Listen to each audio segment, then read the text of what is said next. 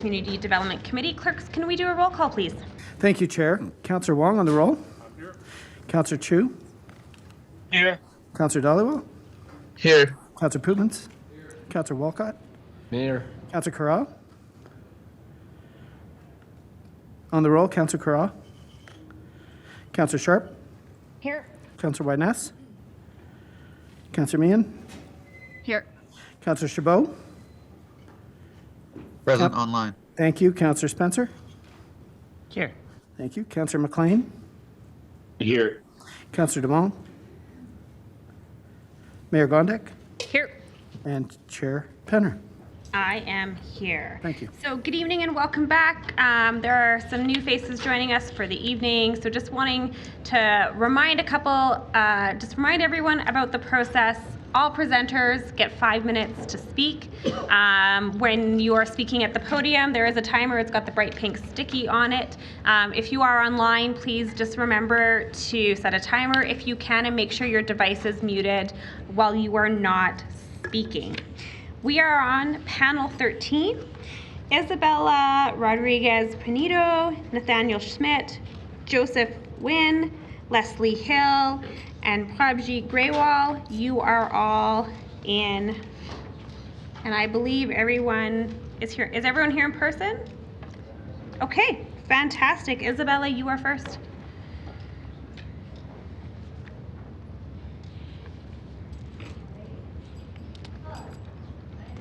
Pinedo. I would like to thank all the counselors for this opportunity here. Katie Blackberry specifically, having been a huge source of my inspiration for so many years, and the people that have inspired me to be here all together. Now, I'm going to tell you a story. This is going to be from my perspective. I don't claim to be an expert, but I do know my own lived experiences and I know them well. So, here's mine. I'm a full-time student at the University of Calgary. I work part-time to be able to afford my own expenses, such as paying for any of my own textbooks and other things like groceries, whatever may come up. I try to pay my own way in life and support myself the best I can while still living with my parents. When I was 3 years old, my parents moved here to Calgary. We were promised a better life, an affordable life. They left behind everything to give me a wonderful opportunity that I am forever grateful for. But it was hard getting settled here.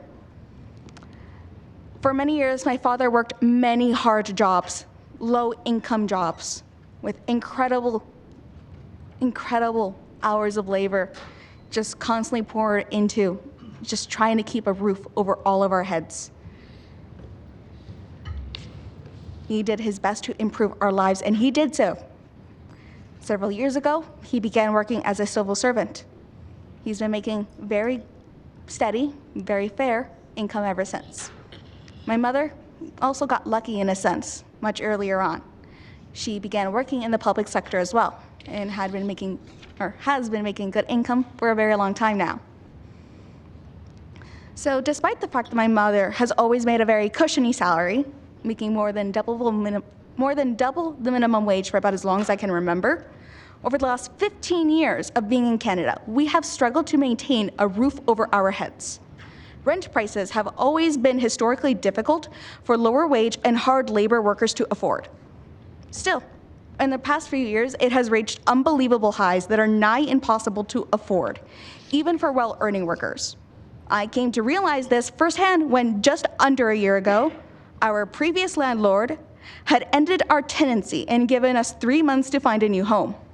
I took it upon myself to help my family find a new place to live, a new place to call home, a modestly sized 2 to 3 bed apartment or townhome. We needed the extra space so that when my parents worked with confidential information, they could keep it private. This is a requirement for many government workers, as I'm sure many of you are aware. This should have been rather simple to accommodate for. So imagine my utter shock and horror upon discovering that what we needed did not come down from below $2,000 a month. For comparison, we used to pay $1,500 a month for a 3-bedroom townhome in Country Hills. This made anything new on the market a minimum of $500 of a month of increase in rent. This put any new housing beyond our previous price range significantly. It was, to make a long story short, entirely out of budget. The only means of resolving this was to rearrange how I would support my family with my own income and spend it on the cost of rent. Today, we pay $2,200 a month for a 2-bed, 1-den apartment in Eau Claire. My income is used to support my own cost of living and fill in the gaps wherever it needs to. I work to support myself because otherwise I wouldn't have access to higher levels of education. Let me make this clear. 2 people working 2 different government jobs as well-off civil servants cannot afford the price to live here in this city. We live paycheck to paycheck, along with nearly a fifth of the city. If we, a 2-income household, cannot afford this, then it is without a reasonable doubt that many in the city absolutely cannot afford the cost of living here. It is quickly becoming apparent within this city that students, the linchpin of our future economic success, we're being priced out of our housing. Between an ever-decreasing vacancy rate and an ever-increasing number of people who require affordable housing in the city, we, the students, are running out of options. It is forcing us to live in our cars or incur massive amounts of debt simply to survive, axing affordable housing by refusing to invest more into a sector that needs to expand, by not accepting the numerous affordable housing recommendations put together by your very own task force that you put together is simply foolish, especially as the city's population continues to increase to unprecedented levels. We need more housing, and quickly, before people begin to pack their bags and we move on to greener pastures, and we lose the future of our city. Thank you. Thank you, Isabella. Nathaniel. Good evening, everyone. Thanks for your continued patience tonight with all the speakers. I'm here tonight to focus on the climate aspect of the housing affordability recommendations. Some of you might remember that I was present here for the hearing on Ricardo Ranch, and 2 of you in council voted against that development. And what I heard was that we had to go forward with this because we needed housing now. There was nowhere else in the city where we had the mechanism to build the housing that we needed, making the potential destruction of one of Calgary's last remaining intact wetlands along the Bow a necessity. So, Councillor Sharp, I remember particularly you asked me what I had been doing to advocate for this and what I had been working to do. Well, here I am again, here tonight, saying that you have a solution right in front of you to prevent future Ricardo Ranches from happening. Because what this will allow us to do is build where we already live instead of where we don't. And so many international organizations agree that a compact city is the only way that we are going to be able to address climate change and save the remaining biodiversity that we have left. UN Habitat, the International Union for the Conservation of Nature, they all tell us that the benefits to nature and the benefits to ourselves to building cities in the way that this strategy is suggesting is the way that we get through the climate crisis in one piece. And so, for all of you that told me that we just don't have the mechanisms, we can't build where we live, here it is right in front of you to be able to make those changes. And you saw for yourselves how many young people were here today, people much younger than me, advocating for their future because we're scared about what's going to happen to us if we don't make changes now. And if we stop this as it is, to tinker with it, to say, well, you know, some people are going to have to park a little bit further away from their houses. Some people might not get that same view they get anymore. You know, they're going to want to say, oh, here's some shadows on my house. That's simply not serious governance coming from us here.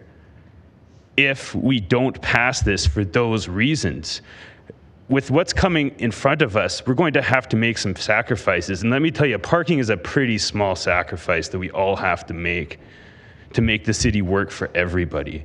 And this doesn't even begin to touch on affordability for people that don't have a place to live and all the stories that you've heard today. But the story that we keep hearing every day, and an article from The Guardian that was released yesterday saying 6 of 9 of the livable factors that we need on this earth have been surpassed already. We have 3 left, and the 6 that are there, they're not irreversible, but they're getting pretty damn close to being irreversible at this point.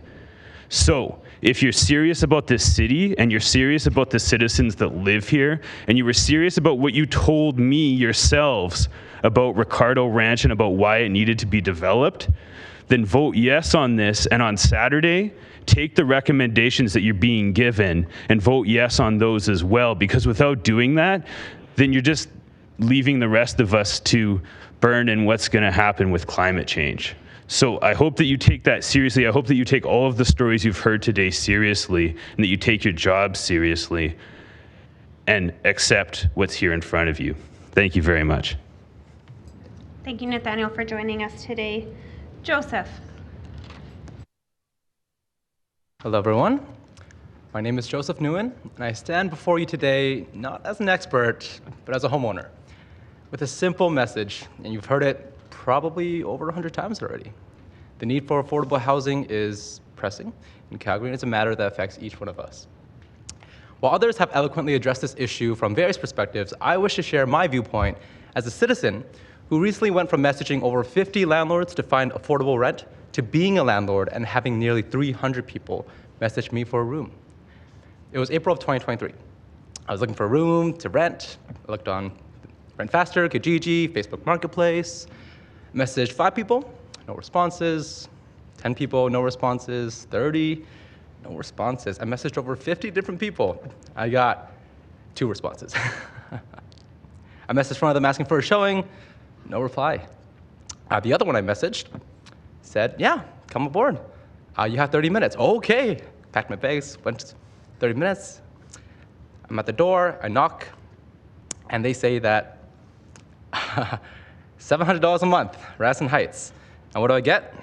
I get this. 4 small rooms crammed with other students in the basement, a moldy fridge, a strong urine smell, and mice infestation. So a lot of friends, and broken windows. Yeah, $700 a month, Radisson Heights. No shame on Radisson Heights, though. The doorbell rang. The landlord told me that 2 others were there to see the place. I'll take it, I said. Desperate for housing. I could go on and on about the issues living there, but to keep it short, it's not clean, at the very least. I immediately started finding a house to put 5% down on so I can do what my generation call house hack, which is where you live in one room or unit and you rent out the rest. As an aside, I acknowledge that my ability to buy a house at a young age is unique and not representative of the financial circumstances of most people my age. Although I worked hard and made several sacrifices, like disregarding my cleanliness standards and my health, to buy a house at my age, I know that many people can't do what I did, and I acknowledge that we are all dealt with a different set of cards. After I bought a house, I put listings up for roommates on Facebook Marketplace, and hundreds applied, 297 to be precise. That was great news for a house hacker, but terrible news as a citizen of Calgary. It is heartbreaking to see so many people who had to be rejected. I sifted through them, interviewed them, selected them, signed rental agreements, collected deposits, etc. And coincidentally, I noticed that all my tenants were recent international immigrants. I sat down with them asking for stories, and 2 of them said they were sleeping on the streets before they found this place. And I was like, what? I couldn't believe it. I started to imagine the other 294 applicants and how many of them had to spend a week or 2 on the streets. It's disheartening. So that's my story. And I'm here to remind you all to consider those at the bottom while making these important decisions. I applaud the efforts made by our City Council to address this issue. However, there's still much work to be done. The current housing crisis has pushed many Calgarians to the brink, with some even facing the heartbreaking choice between housing or essentials, or other essentials. How many young people can you imagine are living in mice-infested, urine-stenched, mold-filled rooms? I knew one. I urge you, our esteemed City Council, to continue advocating for policies that support affordable housing initiatives. Moreover, let's keep the dialogue open and engage with our community members like you are right now. But please really listen. I know it's been a long day. It's gonna be a long day tomorrow, but please listen, please. Our input is invaluable in shaping effective policies and initiatives. In conclusion, I stand here today, not only as a homeowner, but as a concerned citizen of this great city. I believe that together with collective effort and empathy, we can make affordable housing a real thing in Calgary. Let's strive to create a city where everyone can enjoy the benefits of a safe, stable, and affordable place to call home. Thank you for your time and your dedication to our city's future. Thank you, Joseph. Leslie.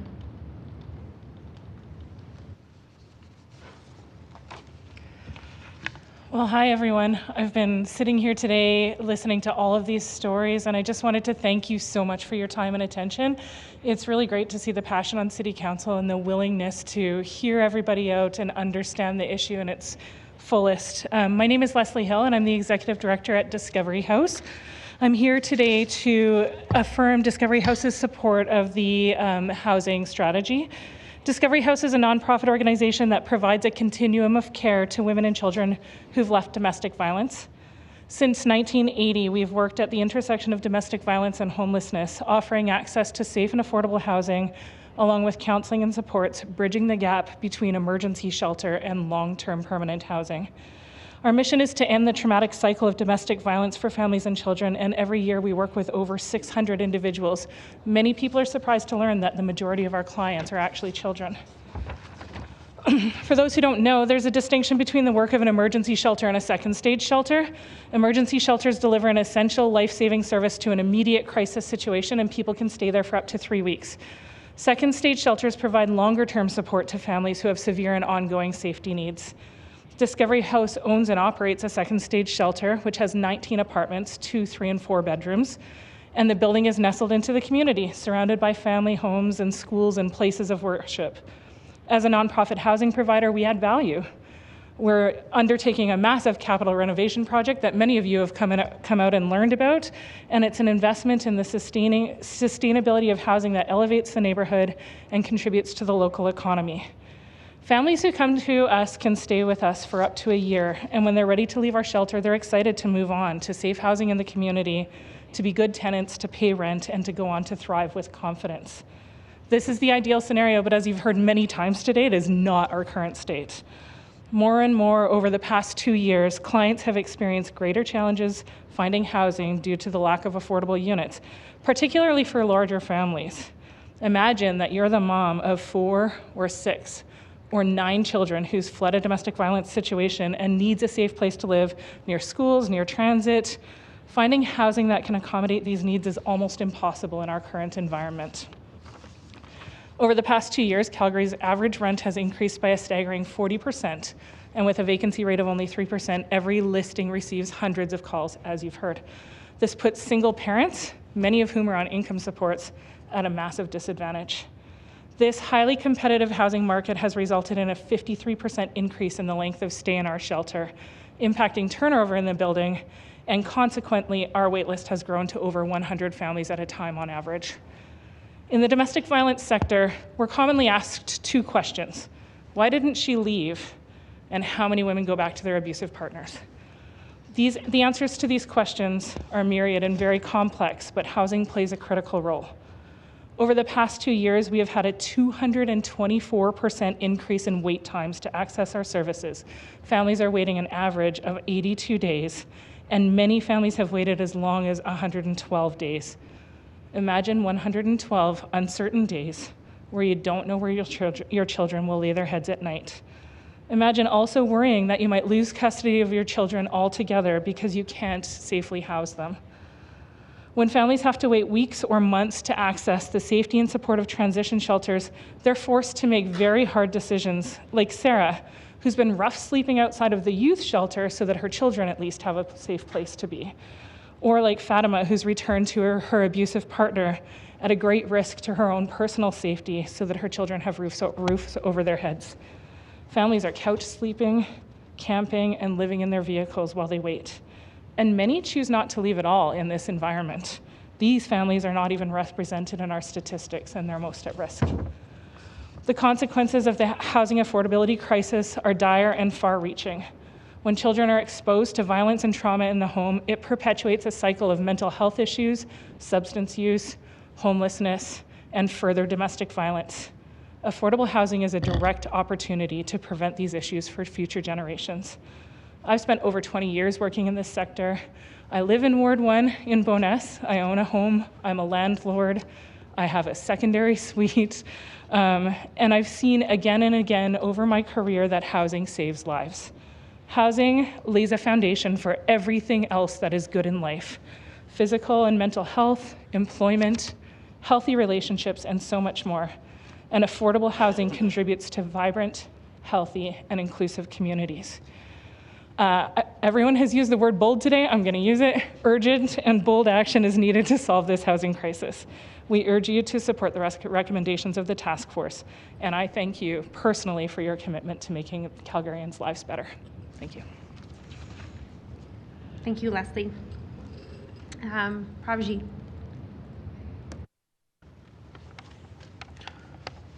Hello, my name is Prabhjit Grewal. I am speaking today on behalf of the Calgary Student Alliance as their vice chair. The CSA represents over 100,000 students around Calgary's post-secondary institutions on municipal issues that impact their experiences of studying, living, and working in Calgary. Today, the CSA is pleased to support these housing recommendations and urges Council to pass them and move rapidly to implement them. We are also very pleased to see Mayor Gondek's proposed amendment to fund more student housing, and we hope that this gets approved as well. I would like to provide a post-secondary student perspective on the importance of improving the access, affordability, and safety of housing. Student leaders in Calgary have long supported the changes proposed in these recommendations. In 2018, student leaders supported the process to reform secondary suites, arguing that it would help with the supply and range of affordable accommodations. And here now, we come before Council again to argue that these housing recommendations will play a significant role in improving the ability for students and all Calgarians to access safe and affordable housing. We believe that the gentle density increase existing neighborhoods is key to increasing availability and affordability of housing throughout the city. We're hopeful that this long-term change, coupled with the more short-term recommendations, can provide relief soon and into the future. Post-secondary students are uniquely positioned to support these recommendations, already faced with additional financial barriers such as precarious employment, rapidly rising costs of education, and costs of living. These barriers worsen when students are forced to find housing far away from their educational and professional commitments. Add on that vacancy rates in the city are at the lowest we have seen in nearly a decade. Rents have skyrocketed, and on-campus residences are full, and this is leaving many students priced out of housing security. In short, the housing crisis is deeply affecting many students' ability to live and obtain their education in the city of Calgary. I'm going to read out some personal student stories that students have submitted.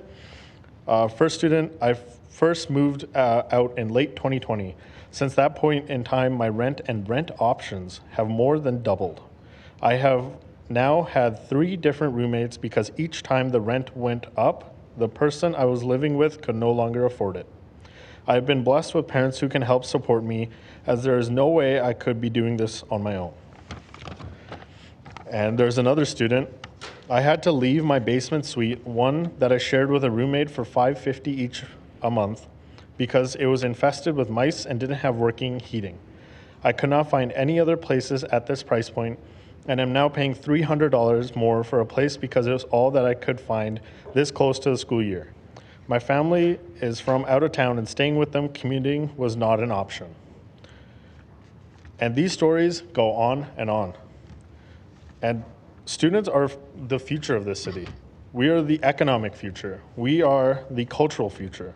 Well, let's change housing policies so students we need aren't leaving the city and province to go across Canada or other international destinations. Let's make Calgary a desirable city to live in. I was born and raised here. and I want the city to be the best in Canada. To conclude, I hope that City Council is taking this situation very seriously and is willing and open to taking meaningful action. Approving these recommendations are a great first step. Calgary's post-secondary students will be watching, as we have been for years, for how City Council is working to make this a city that actively works to prioritize the student experience of studying, living, and working in Calgary. Thank you for your time. Thank you. Thank you all for being here with us today. I'm just waiting to see if we have any questions. I'm not seeing any. Before I call the next panel, is Diane Rogers still in the audience? Signed up earlier, Diane Rogers? No, okay, I will just make sure that Diane gets to another panel. Thank you, panel, all for being here with us today. There are no further questions for you. You can go back to the gallery. I'm gonna call a few names that were missed earlier, and I just want to double check to see if they are around. So, Alicia Youngins, Mohammed Lada, Tyler Melnick, he was remote. Any chance Tyler's? Okay. And Asma Paveen, I'm wondering if she's made it. Nope, okay, that's not a problem. We will continue to just call for those names. If you were listening online and your name was called, and you want to speak remotely, just feel free to dial in and I will call your names, and you can just hold on the line as you call in. Okay, we're gonna go to panel 14. Committee is just a smaller panel, just so I can keep everything together. So 3 names, I have Raj Braich, and then I have Myke Atkinson and Evan Hugh. Is Evan here? I don't see Evan. Okay, I'm just gonna call a few more names then, potentially. Is Ed Macnab here? Yes, you are, there you are, long time no see. Jordan Pinkster, you are here. Is Maya Kambeitz here? She was? She'll come back, that's fine. That's fine, we'll just do this. We'll do those 4 individuals. So we will go Raj, Myke, Ed, and Jordan. So Raj, come on up.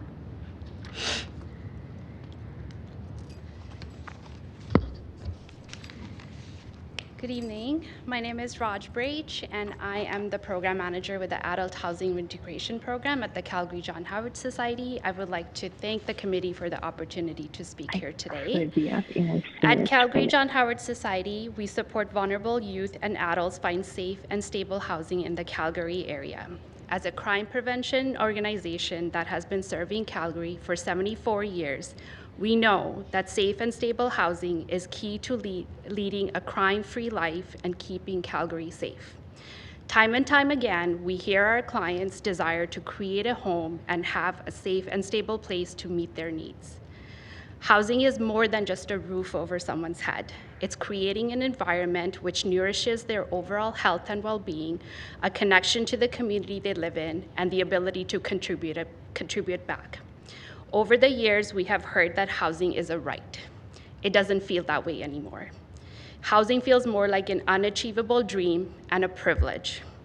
As a Housing First program, we face many challenges in supporting marginalized individuals access appropriate housing. This has been further exacerbated by the current housing crisis. The folks we support face prejudice due to their history of homelessness, addiction, and mental health, facing even more difficulty when they have a criminal record. Limited housing supply, high rent cost, and discrimination all lead to further strain on social services agencies in adequately supporting the individuals that we serve. The number of individuals requiring support with housing continues to increase as they are pushed out of the current housing market. In August 2022, 76% of our youth clients were housed in comparison to 65.7% in August 2023. In the adult program, 76% of our clients were housed in August 2022 in comparison to only 55.7% this year. This decrease is mainly due to the lack of affordable and appropriate housing units available to our clients. We regularly attend viewings with multiple other individuals lined up to secure the same place. The current rates for even shared room accommodations have increased exponentially, making it even more difficult for those on fixed income supports to find and retain their housing. As a crime prevention organization, we pay attention to what we know works best to reduce recidivism. The federal framework to reduce recidivism issued by the Ministry of Public Safety Canada in 2022 suggests that approximately 30% of those released from federal and provincial institutions will face homelessness within the first 2 years of their release. In fact, being homeless increases the risk of offending, and being released without stable and secure housing leads to greater risk of recidivism. The current housing crisis is a key contributor to increased crime. As much as the focus has been on communities like Vancouver and Toronto, there needs to be recognition that Calgary is not far from facing the level of crisis these cities have been in. Affordability concerns are being expressed at all levels, and all efforts should be made to be proactive in finding effective and long-term solutions so that the housing needs for all can be met. We are here today to advocate for and support the Housing and Affordability Task Force recommendations. The solution is not just to build more housing, it's to build more purpose-built housing that is affordable and sustainable for the marginalized and low-income individuals. Addressing the housing affordability crisis will take a coordinated approach. All participants in conversations around housing will need to come together and address these challenges in a proactive manner. As per the Canada Mortgage and Housing Corporation summary of their corporate plan, a sustained and focused effort is also needed to reduce discrimination and inequities within Canada's housing system. There needs to be the voice of those with lived experiences at the table when developing policies and programs which affect them. And I am here today on behalf of the clients whose voice needs to be heard as they struggle to find their housing. We can only say we have resolved the housing crisis when we advocate for housing for all, irrespective of their background. Let's focus on where we all need to be for every individual to have their place called home. Thank you. Thank you, Raj. Mike. Good evening, Council. Thanks for having me. My name is Myke Atkinson. I live in Banff Trail, and I actually want to speak to my experience of living in the neighborhood for the last couple of years. It's a transit-oriented development neighborhood. We've got actually 2 different stations within the neighborhood, and we've been seeing quite a bit of development coming in. But before that development was coming in, there was a lot of fear in the neighborhood. Things are going to change, and what's going to happen? What riffraff is going to come to the neighborhood? All kinds of things were being thrown out, and it was resolved. Things have started to be developed, and things are moving ahead. But it was an arduous process to get there. It sowed seeds of division between neighbors, right? We had people sort of taking over community associations and doing all kinds of not great things. There's lawsuits around restrictive covenants in the neighborhood. This is not building the kind of community that I want to live in.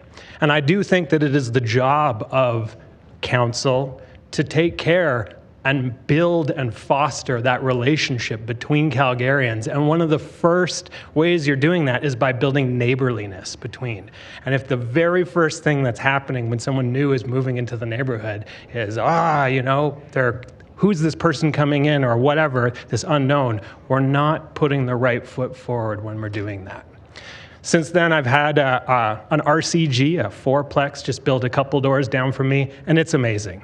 I've got a bunch of new neighbors who are out walking their dogs, making my neighborhood more safe because there's more eyes on the street. I've got a bunch of neighbors now who are sitting out. Instead of there being one front porch, I've got 4. Maybe one of those 4 neighbors is going to be out reading their book. More eyes on the street as my kid walks down to the playground down the road. Even the fact that there's actually more cars parked now because it's RCG, we've got more cars on the street. Those cars are slowing down the gigantic roadway that cuts through our neighborhood on 20th Avenue now. Most of these RCG developments are placed on roads that are main thoroughfares. They have tons of parking space. And when that parking space doesn't get used, it creates an even wider road, which makes cars drive even faster in the neighborhood. So those parked cars are actually making it more safe for my kids, myself, to walk in the neighborhood. The environment was built to handle this amount of people being in the neighborhood, and we need to embrace it. So I think when you're thinking about how we move forward today, we need to not just think about what we're doing to build new housing. Obviously, this is a crisis. It's a crisis in terms of climate. It's a crisis in terms of housing. It's a crisis in terms of drugs and all of these things. It's all interconnected, right? But I think a really key part in all of this is also that we need to build in processes that are getting neighbors to see neighbors instead of getting neighbors to see the boogeyman that's going to come in. We need to change that. And part of that is to just say housing is housing. And it's not going to be a really terrible thing to have this land in your backyard. In fact, it's going to be really great. I've got a pizza joint that can actually stay afloat down the street from me now. The other thing that I just want to touch on, I'm really in favor of all of this, but I really want to just point you to 1A1, outcome or objective 1A, and the first action there, dispose of city-owned lands as soon as possible within transit-oriented development sites suitable for housing, including non-market housing. I'm fine with it except for the word including in there. You should not be disposing of any city-owned lands by transit unless it is for affordable housing. When you bring in a bunch of people into the neighborhood, there are other city resources that are going to need to come into these neighborhoods. You're going to need parks. You're going to need other city buildings. Even 1A2, when you're talking about allocating $20 million per year to the Housing Land Fund to acquire land. Why are we doing a shell game of selling lands and then acquiring lands with other money? Just keep the land that you have by transit or use it for affordable housing. Market housing can use the market land that's available. We don't need to go into some fire sale on city resources just to sort of get more housing. If we're going to do it for affordable housing, I'm 100% behind it. I just worry about that including line there. So all of that to say, I'm all for it. Let's get that Calgary exceptionalism. Let's do it.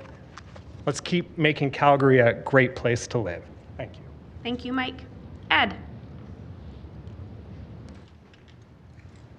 I do have some slides, and I have a one-page distribution for council. How do I get this to our clerk or something? You didn't send it with wings? Pardon me? Just kidding. Clerks will get it for you, and then they will just look for your presentation. If you just give them a second, they will bring it up. There we go. So, Ed, I'm going to give you a small disclaimer because you weren't here earlier today.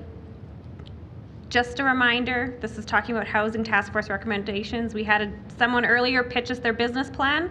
So just be very, very careful. It could potentially put you in a precarious position if that's what you're planning to do. But I know you, and you're not going to do that. So let's hear it. I will tread carefully, probably close to the line. So good day, and thank you. I am Ed Macnab, a senior citizen, a resident of Northeast Calgary, CEO of a startup home building company, 3D Printed Homes Corporation, and an accidental activist for housing affordability. Councillor Penner, you say you know me. It's great to see you in the big chair. It's been a while since the roaming rainforest meetings. Mayor Gondak, we spoke briefly after the Three Mayors Technology Panel at InVentures. Let's start with, I fully support this Calgary housing strategy. It's important. It needs to be done. If it's true that every little bit helps, then we must do every little thing. Slide 2, please. There's a strong consensus here today that we really do have a housing supply and affordability problem here and across the country. It doesn't matter if we call it a situation, a problem, a crisis, or an emergency. Canada will need 5.8 million new homes by 2030, only 7 years away. Unfortunately, that's at least 3.5 million more than current industry capacity. It's been noted by several experts earlier in the day the construction industry is suffering a serious skilled labor shortage. Supporting SAIT and their construction trade programs is important, every little bit. But SAIT programs are literally a 2 years out solution. We need creative solutions to this long simmering mess. Slide, please. Public engagements such as this forum, leading to internal policy discussions and then published policies, are important steps in addressing any municipal matter. So today is important, but I have a concern, and it's been noted by others. The wheels of government grind slowly. Rapid action by this council seems quite likely, but it has been noted more than once that it will be another year or more before any new housing is built because of those policies. Councillor Wyness, I believe, pessimistically suggested that we could be looking at a 20-year timeline for success. Something needs to change, and we must be the agents of that change. While this process unfolds, we have an opportunity to use what's already in place. Slide, please. Calgary Housing Company operates, on behalf of the city, over 900 single duplex, triplex properties. That's the bit in the red circle on the right. Each of those has a backyard. CHC is our largest landlord and provider of below-market affordable housing. Unfortunately, they have a wait list of more than 5,300 households, and wait times are unacceptable. Slide, please.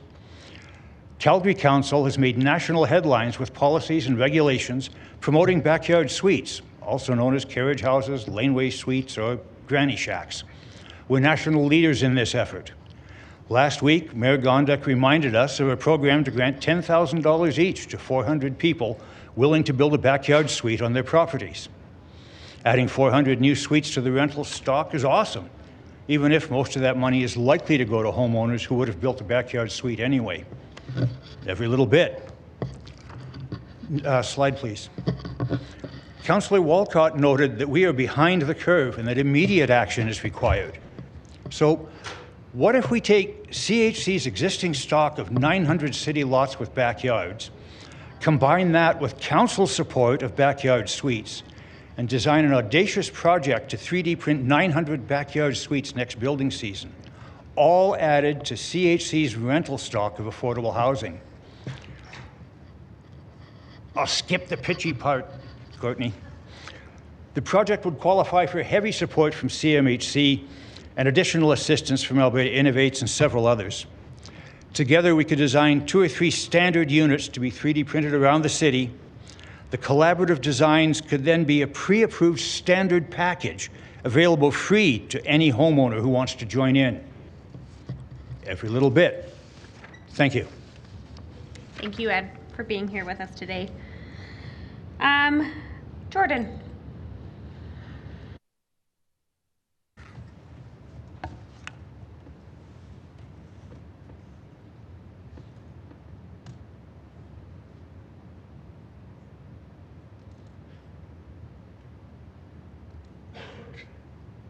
And I'm the co-founder and CEO of Wolvio. Wolvio is a fintech startup that is... Thank you. Members of committee administration, my name is Jordan Pinkster. I'm the External Relations Officer with Platform Calgary. Thank you for this opportunity to speak in support of the City of Calgary housing strategy on behalf of our 500 members, many of whom are early stage tech founders. At Platform, our vision is to establish Calgary as the best place in the world for anyone to start and grow a tech business. We support this by bringing together the resources of Calgary's tech community to help startups launch and grow at every stage of their journey. The vision of Calgary in the New Economy states that Calgary is the place where bright minds and big ideas come together with an unmatched spirit to help solve global challenges. Those bright minds are at the center of what we do. In 2022 alone, we supported more than 1,300 entrepreneurs through programs and mentorship. Part of our role is to advocate on behalf of founders and ensure their stories are told. I'm pleased to introduce you to Jonah and Bucky, 2 Platform members that we work very closely with. Let's hear their stories.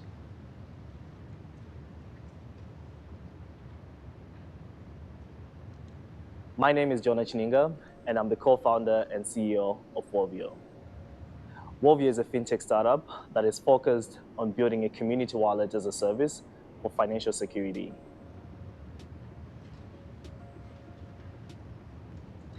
Starting a startup comes with a lot of personal sacrifices, from financial to emotional to a lot of other things. In my case, it was really difficult because starting a business as an immigrant, as a recent graduate, it was really tough in terms of building the networks and having the financial resources to actually execute on the business idea. So if you combine all that together with the financial sacrifices, I still remember my first year going into business, I didn't get a salary. We started the company back in Prince Edward Island, and as we were growing, we wanted to tap into a mature tech ecosystem. So we had the options of Calgary, Vancouver, Toronto, Montreal. But really what made Calgary stand out was one, the talent, but then also more importantly, affordability. As a startup, we have limited resources and we're trying to make each resource count and get us to the next milestone. So looking at that, that was a really important factor for us to be able to move to Calgary, not only for the business, but then also for our employees and our other co-founders. They can actually afford to be able to have a good quality of living without having to sacrifice a lot on the personal financing side of things. So that was a very strategic decision for us, and I hope moving forward that's a decision and a factor that can also enable us to stay in Calgary as we continue to grow the business. Hi, my name is Bucky Wanda. I'm the founder of Shura, a SaaS tech venture revolutionizing the immigration space.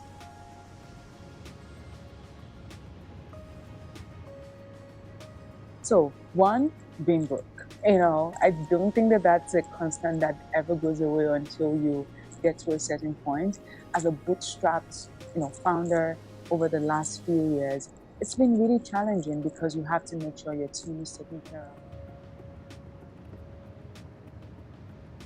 So I moved to Calgary 9 years ago, actually. And one of the reasons I moved here was because I was told, come here, there are opportunities. You don't need to go to the more expensive cities. Calgary has job opportunities. I never knew I was going to be an entrepreneur at the time. And it was just a normal transition for me when I decided to be an entrepreneur to a city that I've actually grown in. Yeah, of course, I've considered moving to Toronto, at several times. But one of the reasons I've stayed here is because Calgary has become home for me.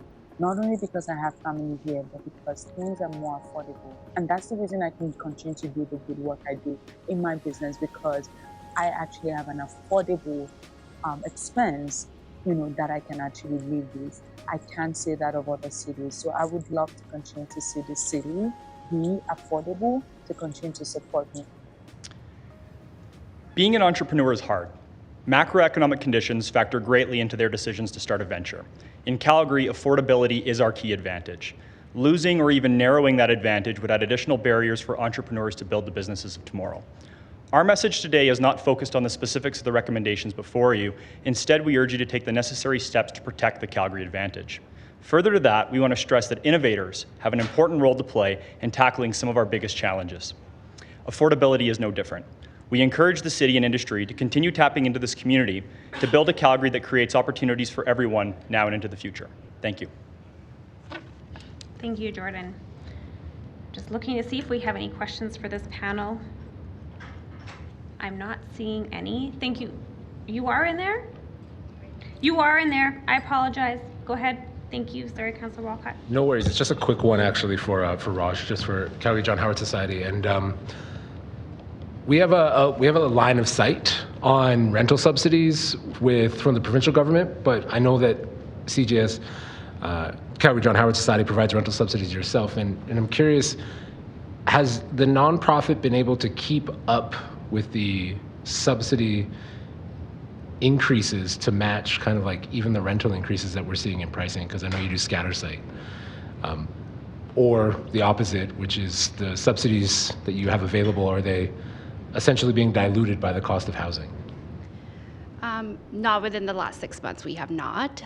Even just keeping in mind, we work with our funders and within our funding parameters, and as much as we can predict what that will look like, we haven't predicted the type of increase that we have seen recently.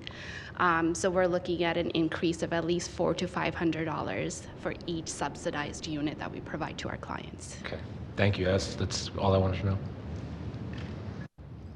Thank you so much. Okay, now there are no other questions for this panel. Thank you so much all for coming and joining us today. Okay, Evan Hugh might come later. Okay, I'm just gonna go back to a couple other people. Tyler Melnick, Asma Pavine. Okay, all right, I'm looking remotely for Sara Richey. Sara, are you online with us? I am, yes. Okay, just hold on for a second and I'll come back to you first in this next panel. Maya Kambeitz. I'm here. Okay, you are remote, good to know. Mikhail Storozhakov. There you are, thank you. Did you say good try? Is that what you just said to me?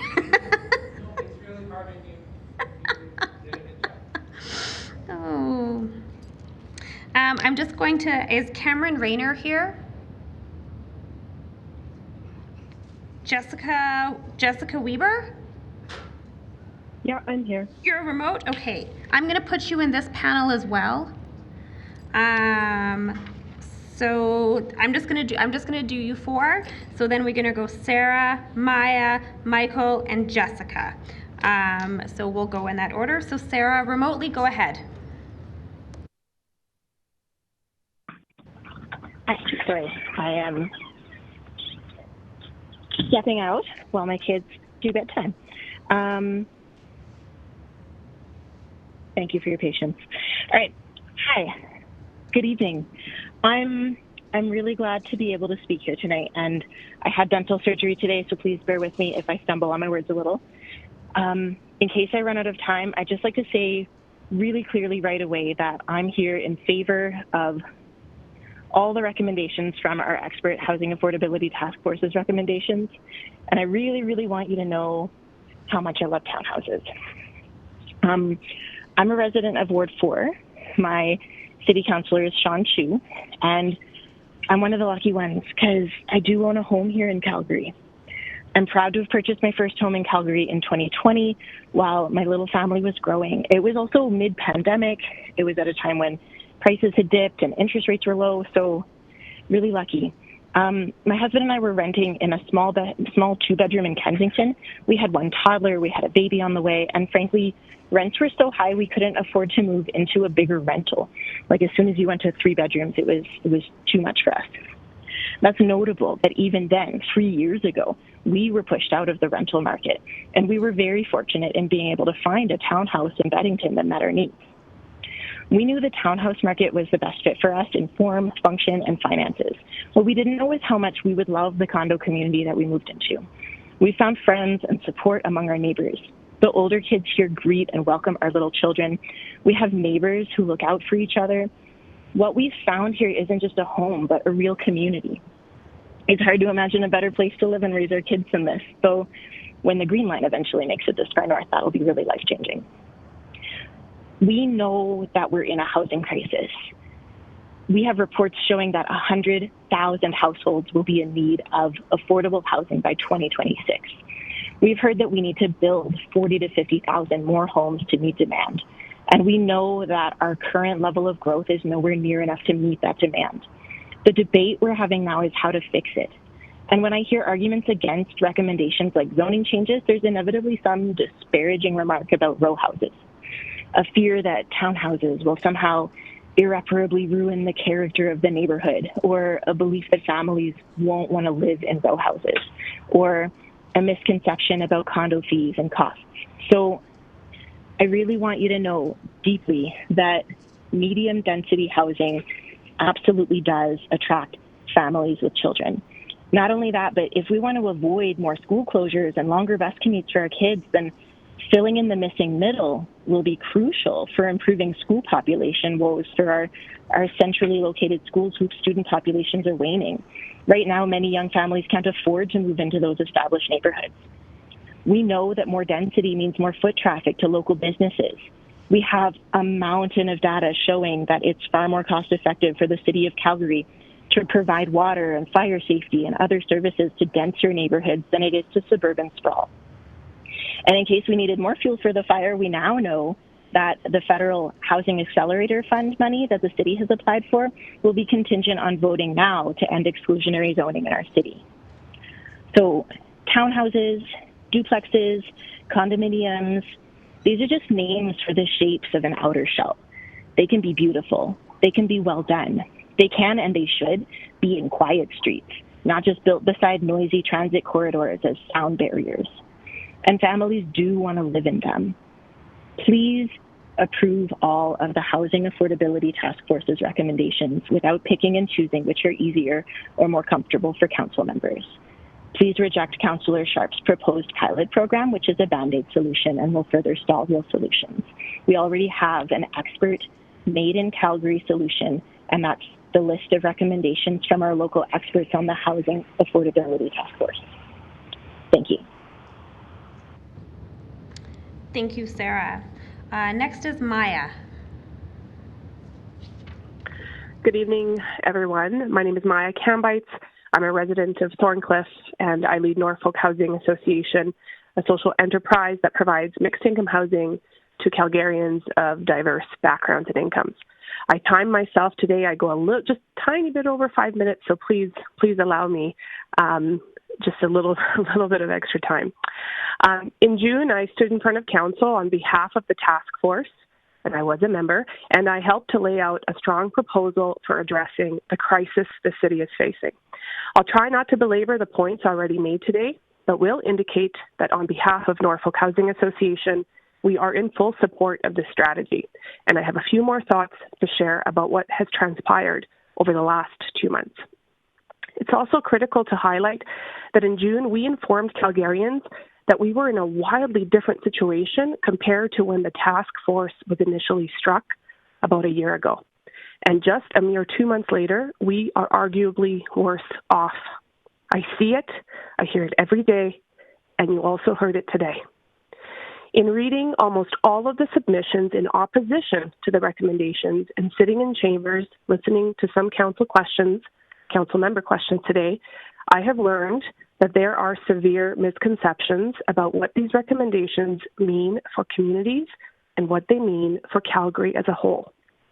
There are many misconceptions about the situation we find ourselves in and the Calgarians who will benefit from these proposed changes. But the bottom line is that we as a city are in a position that is unprecedented. This is not a mere assumption by the task force. Experts today are telling us that to ensure our long-term prosperity, we need a comprehensive housing affordability strategy. You've heard compelling evidence and arguments that fly in the face of opposition arguments, which center around exclusionary zoning, and frankly, some center around NIMBYism. The Calgarians who are worried about a decline in their investment, their housing, are the same Calgarians that in fact stand to benefit from these recommendations. How? When their homes are no longer appropriate for their needs, they will need diverse options, and it's likely they will want to stay in their neighborhoods. If they care about protecting their investment, they must also recognize that this hinges on the city's ability to anticipate and meet economic and social challenges, attract investment, retain talent, support business, and make decisions that reduce the irrational cost of poverty that we all incur. Those in opposition are correct that it is not solely up to City Council to solve this problem. I agree. This is a complex problem requiring various solutions, and that is what is being proposed. We cannot go to any level of government without a plan. With this plan, we stand a chance at advocating to the province and the federal government to give back our fair share of taxes to be invested in our communities. Those in opposition are also correct to point out that zoning reform is not the silver bullet. No one has said that the zoning reform being proposed is the thing that will solve all of our problems. And that is precisely why the task force put a set of recommendations that were intended to work together to improve housing affordability and supply across the entire spectrum. The desire to claim that the zoning change will decimate neighborhoods and property values is short-sighted. I'm sorry, it's not rooted in evidence, and it is a form of exclusion. Diverse supply across the spectrum is a must. The task force and experts told you this. This is a fact, not an opinion. I am a homeowner and mentioned before that I'm a resident of Thorncliffe. I, as a homeowner, as a Calgarian, welcome these recommendations, not because I was on the task force or because I work in the sector. I welcome it because I want to ensure that my community of Thorncliffe and the community in which I live and in which my children live and the communities in which I work, that they remain vibrant, viable, and able to adapt to the forces of change. Please don't forget, council members, as you get an earful from those who don't want any change, and I know some of you have, from those who don't understand the experiences of 1 in 5 Calgarians who are struggling, those who think that their community will be destroyed with a handful of new residents on their streets. Please don't forget that each day that passes without action is a day for some 300 families with children in shelter, 300 families that are living in uncertainty and instability. Each day of inaction, we inflict damage. Each day we don't act, we're saying very clearly what we value in the city. I asked a number of my residents to register to speak to you today and talk about their experience. I'm going to be very honest. My residents tell me that it is shameful that folks who are struggling to make ends meet, to put food on the table, to pay rent, Calgarians, our neighbors, friends, family are being asked and encouraged to come and prove that they are deserving swift and bold action to meet one of their most basic needs. This whole process and discussion is about what we value as a city. Think about what's right. Don't let perfection be the enemy of the good. Reflect on what you and Calgarians truly value as you make a decision on a strategy. Please ask yourself, as you speak to those in opposition, what are they really opposed to? Encourage them to reach out to housing developers, many of which in this city are developers of nonprofit housing. Maya, give her my email address if you want. Maya, I have given you a little latitude, and I now can no longer give you any more. So thank you. I had one sentence. Please encourage dialogue with experts and those with lived experience. Thank you so much for the opportunity to speak to you today. Thank you, Maya. Michael. Hi, Councillor Penner, councillors, and Mayor Gondek, and sincerely thank you for trying with my last name. I know it's a really hard one, especially late at night. Say it for us. So my name is Mikhail Storozhakov. I'm a U of C student who's lived in Calgary for 12 years. I have a stable living situation, but like so many of my peers and so many people around us, it would be a huge struggle to find housing if I did have to move. And I'm not here to talk about that. I'm here to talk about what a yes vote actually means today. Because there's been so much conversation about it. We've heard about this vote rezoning the entire city or ignoring affordable housing in favor of other drastic market solutions. All sorts of criticisms that do nothing but keep us standing still. And I wanted to talk about the actual process here. So I don't think anyone here believes that a single recommendation like making RCG the base district can actually solve the housing crisis on its own. That's why there's 33 of them in this item, with more targeted adjustment added recently. And that's why we need to apply the same pressure we have here to the provincial and federal governments. And in fact, this morning we heard that if this is passed, we get federal funding. Sounds great. But a lot of points in this item do not come into effect immediately. This item passing asks administration to write a bunch of bylaws, which takes months. We've heard in previous meetings that it would take up to a year to develop and enact some of these. That's enough time for every one-year lease in the city to end, for the rent there to go up any amount because we don't cap rent increase here in Alberta. That's before a vote takes place, before any units are proposed or built or inhabited.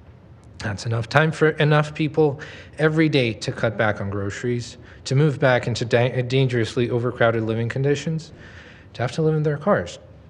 and enough time for shelters to fill to capacity, as they have been almost every day this summer. And that's the fastest scenario.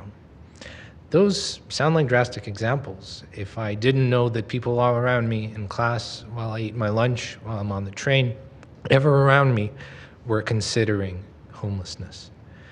Let's contrast that with the RCG recommendation, making that the base district. We know what that district looks like. We know it's contextual. We know that it's gentle density, that it's still low density, that it blends into the community very well. It's designed to be contextual. We know that the maximum height there is 11 meters, and in RCG, it's 8.6 meters, rising to 10. That's what a lot of this is about. Not all of it, but a lot of it. It's an argument about 1 or 2 meters and the shadows they give.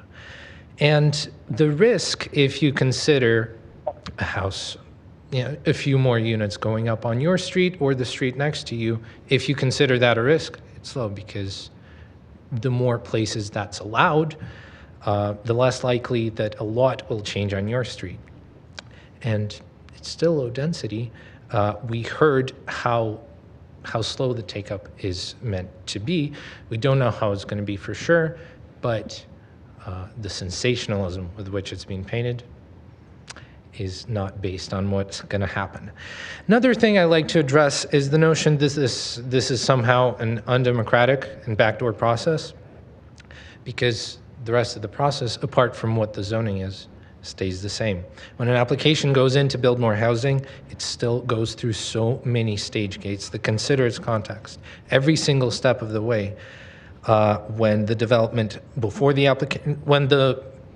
when the application comes in, when it's reviewed, edited, prepared for Calgary Planning Commission, and when it passes through council, all of those are times when the context is considered.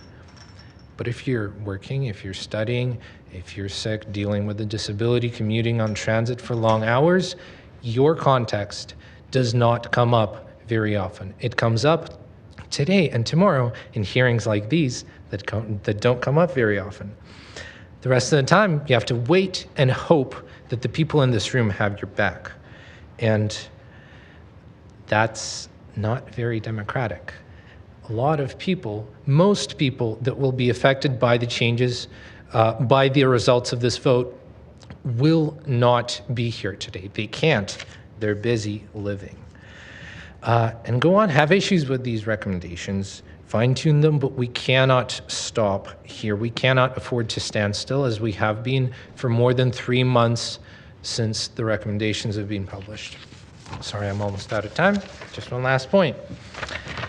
There's, not much to fear about a slightly taller building going up, very likely not next to you, maybe on your street, maybe in your neighborhood, maybe not in your neighborhood. But there's a lot to fear.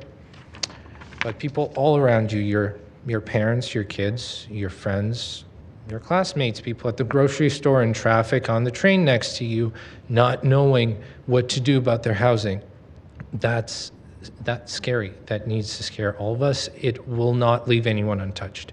And that's the choice. So please vote yes. Thank you so much for your time. Thank you, Michael. Jessica Weber. Hi. Thank you, Mayor Gondek and Council, for the opportunity to speak today. My name is Jessica Weber, and I've lived in Calgary for 8 years. During that time, I've had the experience of being a student, an early career professional, and a small business owner. I'm here to voice my support for the housing recommendations because I'm concerned about the impact that rising housing costs are having on me, my friends, my staff, as well as my parents who want to move to Calgary. I moved to Calgary in 2016 for university, and since then I've lived in a number of different neighborhoods as I've started my career. Today, with an office downtown, I value the affordability of Calgary and that I'm able to live within a short commute to my workplace. But recently, as we've heard, this is changing. This month, my landlord offered me a lease renewal with a $350 a month rent increase.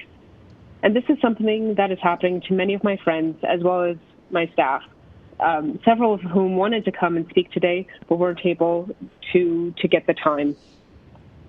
As a woman in my 30s, I'm at a moment where I and others of my generation are seriously weighing our housing options. I don't want to have to choose between a tiny apartment and an hour-long commute to a house on the edge of the city. a commute that would only serve to increase traffic congestion. Recently, as we've heard, there's been a lot of talk about housing gatekeepers. After seeing the debate around these recommendations, I've come to appreciate what gatekeeping really looks like. It looks like claims that changing from RC1 to RCG won't have an impact for 20 years. The zoning we're talking about is what allows for a backyard unit or a duplex, and these don't take 20 years to build. It looks like using parking minimums so that it is illegal to build units marketed to people and families that don't need or want as many vehicles as previous generations, either as a lifestyle choice or to save money. It's claiming that democracy depends on being able to control how your neighbors use their own property. It's forcing people to subsidize parking for those with the largest number of personal vehicles. It's misinformation about building towers in residential neighborhoods when we're actually talking about duplexes, row houses, and backyard suites. If given the choice, builders will build the housing that people want. And that will often mean housing located a short distance from work and local shops. And that does not depend on everyone in the household owning an automobile that they park on the street. For the most part, housing is an efficient market. If the number of parking spots is what makes a development attractive, developers will build with parking spots. But if people don't value as many spots, then they will be able to make that choice for themselves. But they really should be allowed to make that choice.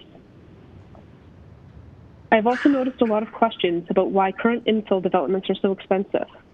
I think the answer here is the obvious one. It's illegal to build any additional housing in many of the most desired areas of our city.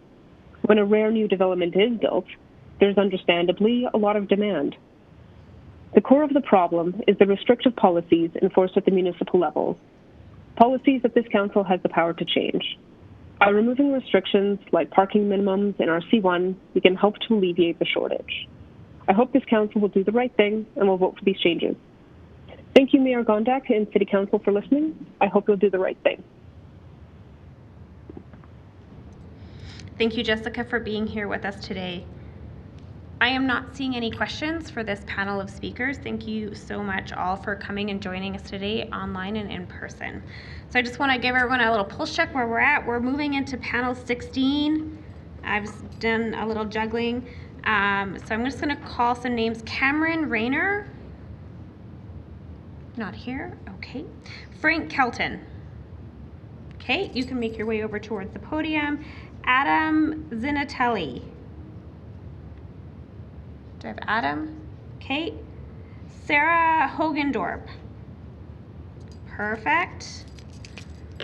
Okay, so those are people from panel 16. I'm going to move on to some people from panel 17 to see if they are here. Alex McColl. All right. Gerald Wheatley. Nigel Koppert. Danielle English.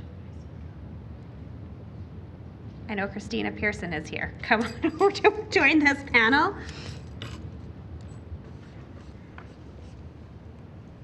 All right, so I'm just gonna go over a few names that I just called. If you are tuning in remote or you've just heard your name on the live stream, you are welcome to call back in and I will call your names again. So that is Cameron Rayner, Adam Zinatelli, Alex McColl, Gerald Wheatley, Nigel Koppert, and Danielle English. Okay, we need to put a few more people on this panel. Do I have Nathan Green here? Is Steve Bentley here? Not yet, okay. Hanna Crisostomo. Yeah, I'm online.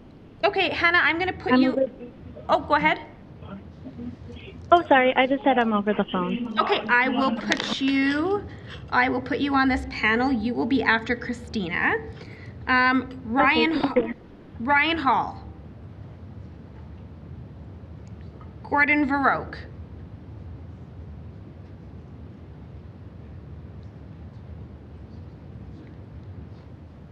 That's Alex McColl.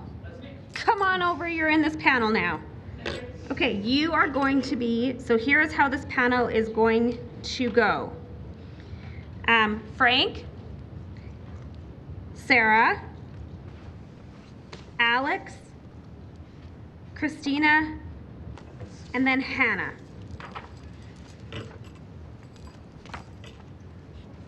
All right.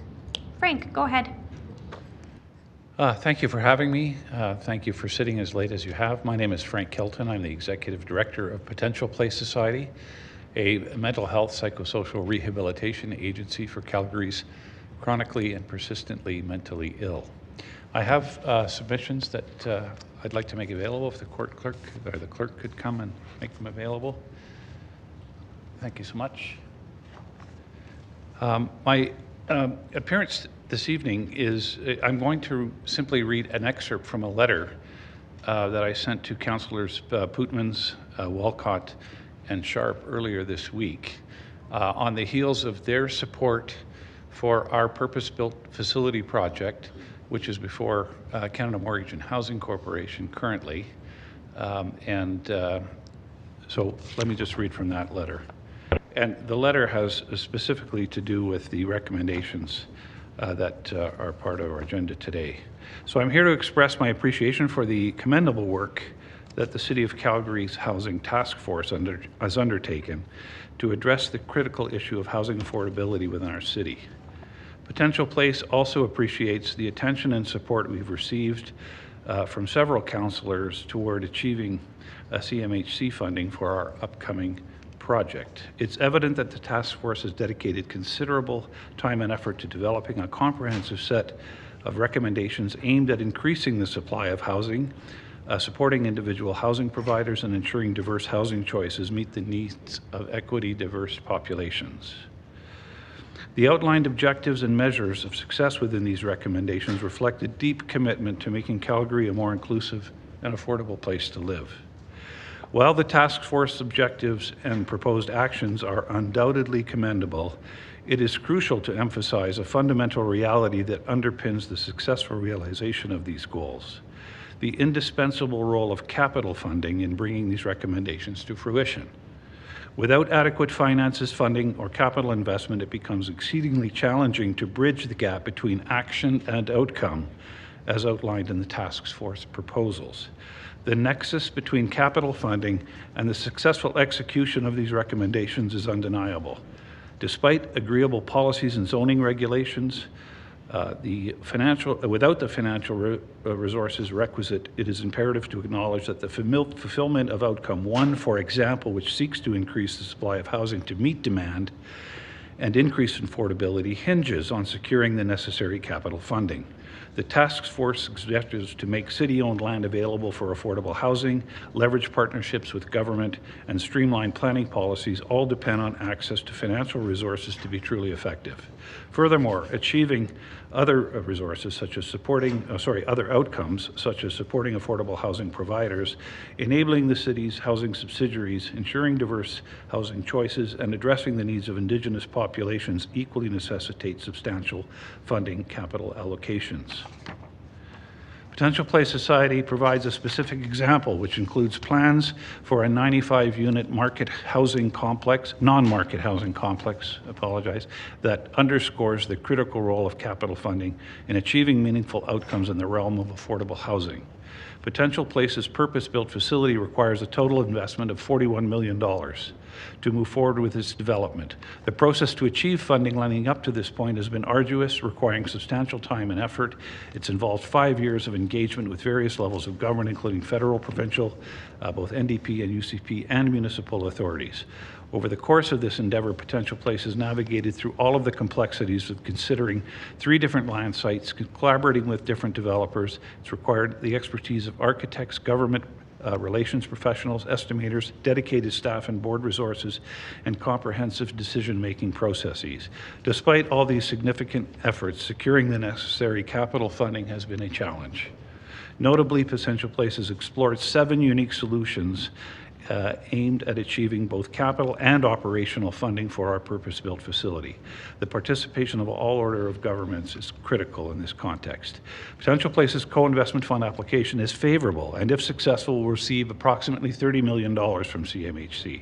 Potential Place will contribute $4.5 million in equity as a not-for-profit, relatively small agency in size in Calgary. This leaves a total of $6.5 million that needs to be addressed. A 20-year operating funding commitment from the Alberta Health Services has been secured.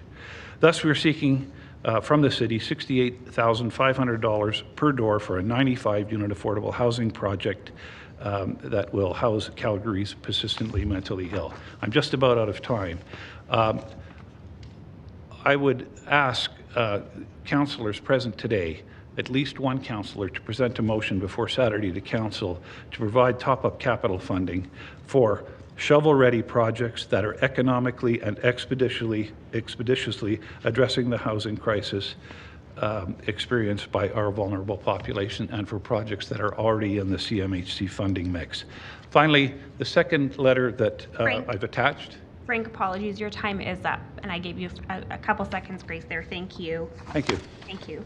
Sarah.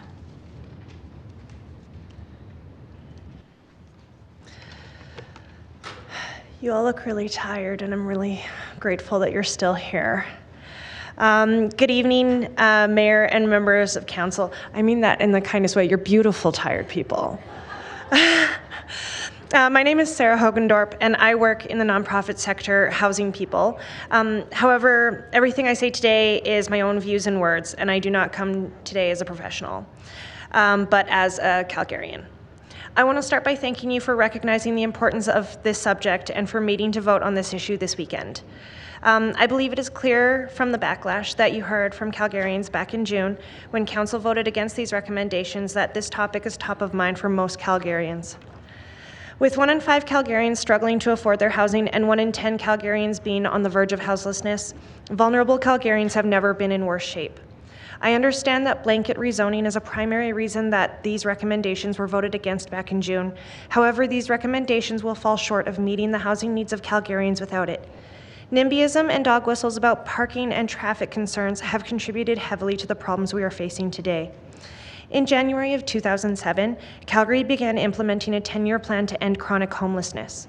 Not only did Calgary fall short of its goal to do that, we have absolutely failed to even continue to manage the issue. Local, national, and global factors have all had an unforeseeable impact on the ability of nonprofit organizations to meet the needs of vulnerable Calgarians. However, during the pandemic, those in the homelessness and addiction sector saw that housing people was the most effective way to support a decrease in substance misuse and the battle against the opioid crisis. Today, the increase in houselessness is directly impacting the experiences of safety of people who are both housed and unhoused across the city. Housing is at an emergency state, and the best I have been able to ascertain as a reason why this council would vote against the recommendations of housing experts was a widely held hesitation about a single recommendation, blanket rezoning. This policy has bipartisan support and is the primary recommendation of the Conservative Party of Canada and is supported by the Federal Minister of Housing, Infrastructure and Communities. Blanket rezoning would allow for increased density across the city rather than impacting a single ward or neighborhood. Many councillors have compared the rezoning recommendation to secondary suite policy changes a few years ago. It was seemingly unpopular move that hasn't been able to meet Calgary's housing needs. Blanket rezoning would not be a silver bullet to housing. That is why it's bundled with 32 other recommendations. But those other recommendations will fall short without this one. I'm asking you today to support every one of these recommendations to address the housing crisis before we find ourselves in the same situation as Vancouver and Toronto. I also ask that City Council take into consideration the voices of people who, for various educational and economic reasons, aren't able to participate in this process. This system privileges the voices of people who are able to take time in the middle of the day or evening when people are mostly working or accessing services or taking care of their children to speak before a committee. It also privileges people who know what their counselor looks like. Not everybody in the city can just identify their counselor by looking at them. I'm able to be here because I'm not personally at risk of being unhoused.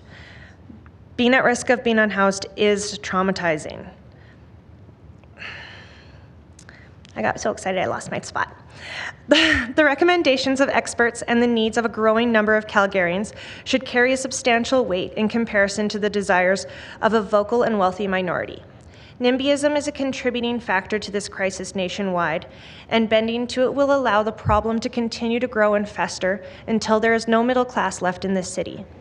Calgary's housing needs will not be addressed without significant and strong intervention by this government.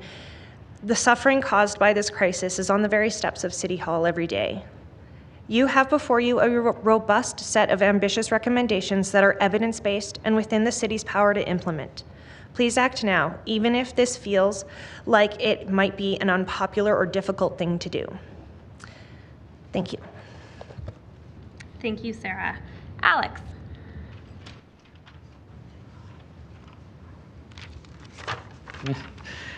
Good evening, everyone. My name is Alex McColl. I'm a conservative. I have a master's in public policy from the University of Calgary. I own my condo in the Beltline, and I've served on my condo board for the past 6 years, but I'm here today to speak to you as an individual who fully supports the housing strategy, including blanket upzoning, removing parking minimums, and density by right near transit. When I purchased my condo in 2015, prices for inner-city 1- and 2-bedroom homes were on the downward trend. I bought my home for about 90% of the asking price. And since the City of Calgary has done a good job building 1- and 2-bedroom homes in the Beltline, we've had a lot of new towers go up, and as other members of my condo board have complained, you've built a little too many of them and our prices have gone down even more. Supply has kept pace with demand, or at least it did up until recently, as prices are now going back up to what they were. It's common sense to say that when you build more homes, prices go down. That's what Pierre Poilievre said when he kicked off his campaign for the 2022 Conservative Party leadership in front of a 90-year-old, modest, working-class home in Vancouver.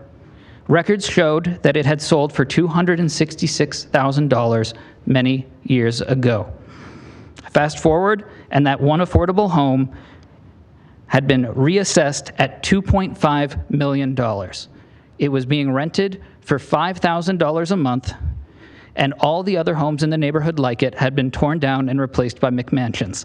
The average sales price of a detached home in that neighborhood were $2.9 million.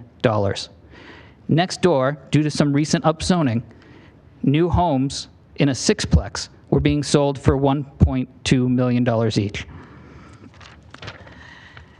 Now, I know no one here would call $1.2 million affordable, but $5,000 a month isn't affordable, and $2.5 million is certainly not affordable. Building more homes makes the prices go down. But there is a persistent myth in this city among some of the people who submitted comments that preserving old homes in Calgary will magically keep prices low. I took them up on that challenge, and last night I went looking for a 3-bedroom detached house for less than I paid for my condo.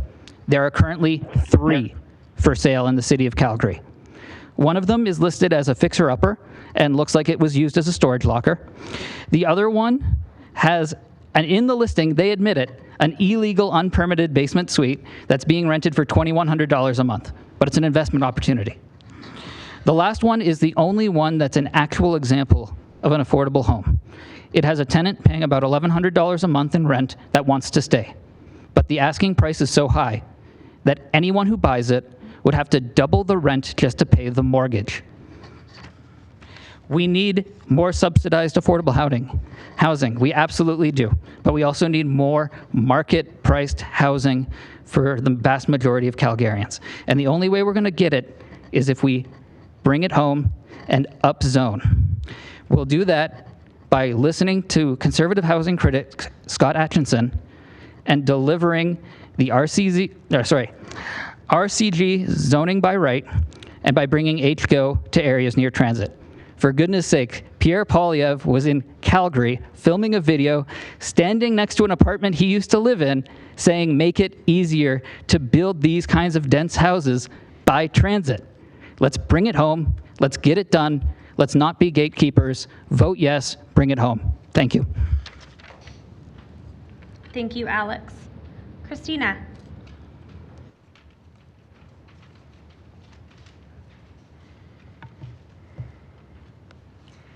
Hi, my name is Kristina Pearson, and I own an R1 home on a street of R1 homes in a block of R1 homes.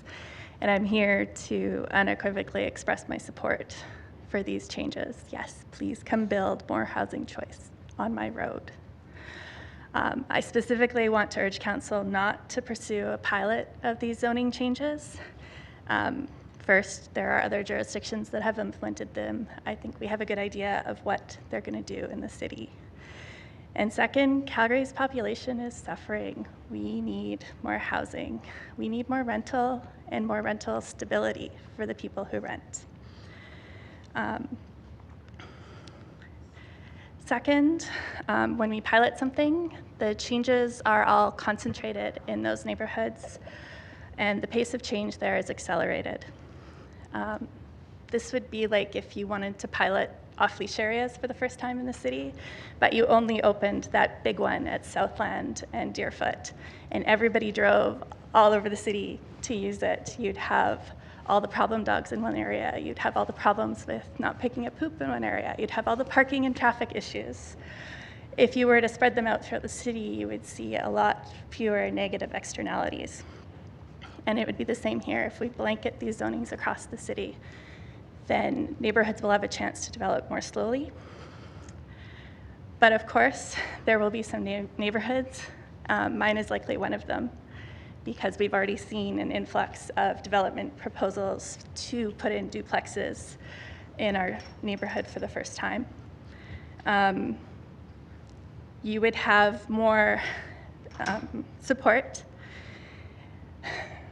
If you increase density across the city, you will be able to increase your resources to help with the neighborhoods that are going to see fast changes. You will be able to increase transit. You will be able to deal with parking issues in a way that you would not have the resources if you were to pilot this. So I'm here today because I can be. My classmates, I recently completed a master's at the U of C, and I'm here for the classmates that were in that program that rented, that had to move a week before their capstone was due because their rent was raised and they could no longer afford to stay. So they had to go through all the motions of finding a rental and move when they should have been focusing on their final paper. I'm here for the family in our neighborhood whose rental house was sold out from under them early in the pandemic, and they had to navigate homeschooling young children while trying to find a house. They were able to find one 20 kilometers away, and they wanted to minimize disruption for their children, so they continued to drive their kids half an hour each way to school to keep them in the same school. And I'm here lastly because there were bushes at our community center where my children used to play and hide out of sight as preschoolers. And they had to be cut down when a houseless person took up residence there, making it unsafe for them to play in. So I'm here for that person too. I want to see these tools used. We have tools to help these people. Please use them. Thank you. Thank you, Kristina. Hanna. Hi. Go ahead. Hello, I just want to thank you all for being here, especially so late. My name is Hanna Crisostomo, and I'm a student at the University of Calgary, and I currently work with Home Space Society. It's a local nonprofit that builds and manages affordable housing in Calgary. However, I am here to represent myself today, just as a Calgarian. I would like to speak in favor of the council voting yes for all 33 Housing and Affordability Task Force recommendations in full. Calgary is in a housing crisis. With 15,000 new affordable homes needed at minimum, Calgarians cannot afford to have action delayed any further. As you all know, Calgary has been falling short in their affordable housing stock for decades. Now, with the fastest growing rental prices in the country, low vacancy rates, and a rapidly growing population, everyone is feeling the pressure of housing insecurity. Policies like ensuring that every local area plan should have at least 15% of housing units be dedicated to non-market affordable housing changes to zoning, removal of parking minimums, and disposing of city-owned land for housing would be instrumental in increasing the diverse supply of housing to ensure that Calgarians in every community have housing options within their reach. Additionally, we cannot let opportunities for federal or provincial funding for housing miss Calgary due to municipal red tape. It is going to take collaboration between every level of government and all sectors, as well as a change in the perception of single-family homes as an indication of what a good neighborhood is. I grew up and lived in Ward 10 for 20 years. Like many of the people I grew up with, my parents are immigrants who came to Calgary in the early 90s and worked hard to purchase a home, often working jobs that they are well overqualified for. A few ups and downs, and nearly 30 years later, yet again they are faced with the challenge of finding housing that they can afford, getting slapped with a $500 rent increase just this summer. With high home prices, their options are extremely limited. This is a story that many Calgarians know all too well. The last time that I was in council chambers was for class.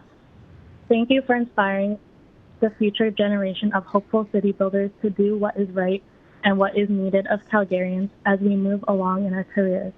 This time, I strongly encourage all of you, or all of council, to think about the people who showed up here who believe that a better Calgary is possible. And I urge you to do what is right and vote yes. It is time to have the courage today to implement bold policy changes to meet the needs and expectations of Calgarians. Addressing the issue of housing affordability may be complex, but today you have the opportunity to make the decision to even begin. Please vote yes, and thank you for your time. Thank you so much, Hannah. Okay, that is all for speakers on this panel. I see that Councillor Wong has some questions. Go ahead, Councillor Wong. Thank you, Chair. And Frank, thank you. You were just about ready to finish with one point and you didn't. Can you finish that? 2 quick points. So one point was, please consider the city funding up to 15% of the 18 or so shovel-ready projects that the city has on its books from 2 years ago. These are projects ready to go that just need top-up capital.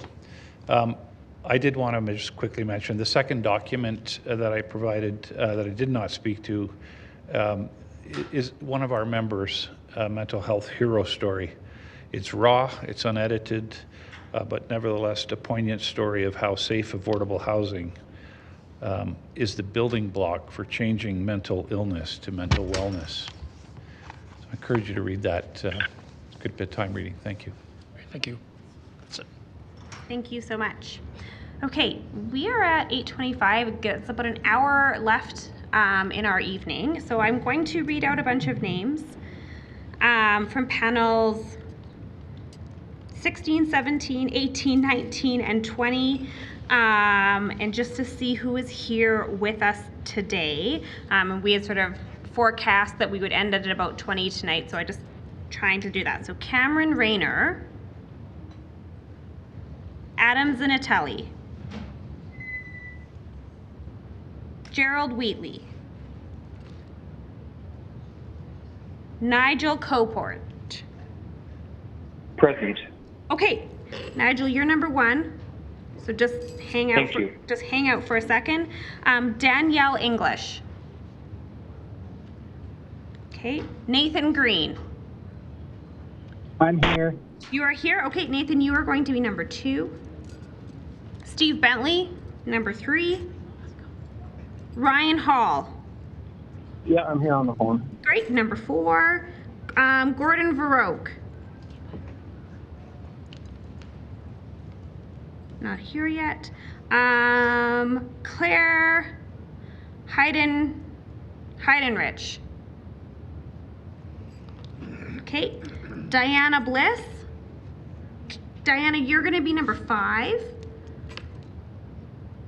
Tarun Singh.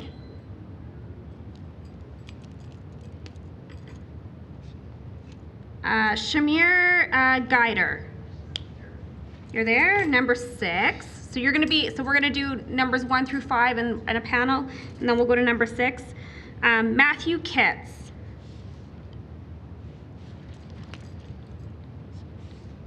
Kareem Ali. Jessica Barrett. You're number 7. Gerard Oishi. Paul Getty. Okay, here's what I'm going to ask. I see other individuals in the gallery who I think have signed up to speak, but maybe on much later panels. How many of there are you? So 1, 2, 3, 4, 5, 6, 7. Okay, so here is what. Oh, just a reminder, if you're online, can you mute for 1 second? So here is what we are going to do. Clerks, could you help me with something? Those individuals who just raised their hand, whose names I haven't called yet, would you be able to go find out who those individuals are, and we can try to get through those individuals then tonight, and then we will do that. Okay, so what we're going to do, so we're going to go with Nigel, Nathan, Steve, Ryan, Diana. So, Nigel, go for it. Thank you very much. I'd like to first thank the mayor and all the councillors for staying through this all day. I've been watching since this morning, and I commend you all for having the attention span to put up with it. All right, going forward from there. So, I suppose I do not have the eloquence of a lot of the speakers that were presenting today, but I hope that I can make myself clear. So, my name is Nigel Koppert. I am born and raised in Calgary. I've lived here for 33 years. I work a full-time job in my field with a university degree, and myself and many of the people in my generational cohort are looking at home ownership as an increasingly unlikely prospect. It just seems like the middle has completely dropped out of Calgary, and it's really sad because this is the community that I grew up in, and it's upsetting that even for somebody who is making, what I consider a comfortable income, housing is just it's become infeasible in a lot of cases. I have the extreme privilege of that I have been mooching off my parents to save for a down payment, and even as I look over the last few years, just feel like that goal is getting further and further away, no matter how much I stalk away towards it. The other kind of frustrating thing is seeing that sprawl is so expensive to maintain for a city, and to just see us continuing to strain at our boundaries when people are still complaining about, our downtown is dying. But then when we propose solutions that might revitalize it a little bit, we say, no, we need to have spots for sleeping cars. It's a real bummer. So yes, I would like to ask the council today to please accept the recommendations of the Housing Availability Task Force so that we in Calgary can benefit from being a growing city again. Like I miss the Calgary. I miss that Alberta advantage that I kept seeing parroted, and I really don't feel like that's the case right now. When we are seeing people barely. How can you call a city a home if you can't have a home there? Thank you for listening. I see my time. Thank you, Nigel. You do have 2 minutes left, but you're not obligated to take them at all. Thank you. Okay, we will go to Nathan. Hello. Good evening, Chair Penner, Mayor Gondek, and councillors. My name is Nathan Green. I rent a single-family home in the community of Briar Hill, which is a RC1 zoned community. Right off the bat, I want to thank you all for making yourselves available. I know it's been a marathon session. I can see a lot of you standing up, and I can only imagine how tired you must all be. So thank you for doing your democratic duty to us as citizens, and I want you to know how thankful I am and how privileged I feel, considering how many places in the world don't have this privilege. So thank you, and especially Chair Penner, thank you for your exceptional work today. I'm here to speak in favor of the task force recommendations, but specifically 2 measures that I believe should be implemented immediately. And if there's motions you can make to make these happen, I think they should be done to address the housing crisis. First, allowing secondary suites and backyard suites on the same parcel. It's a simple bylaw change. And 2, removing parking minimums. I'd like to share a story that's largely behind why I strongly support these measures, and it's a story about my grandfather. I think one of the doctors who spoke earlier had a similar story, and I'm glad I can kind of reaffirm what he stated. 5 years ago, my grandfather lost the ability to drive. For a while before that, he was not a safe driver. I did not like being in the car with him, and I was afraid he would hit other people on the road and hurt himself or myself.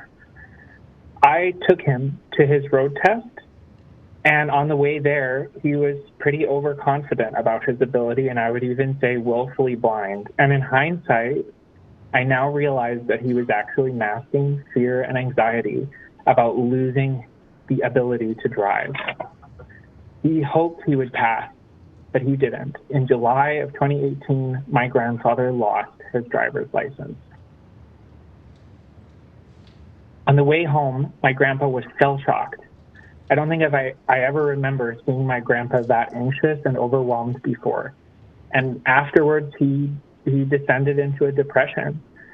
I can't speak with certainty, I'm not him, but I'd say based on my observations that the depression he went through then was just as bad as when he lost my grandmother. Why?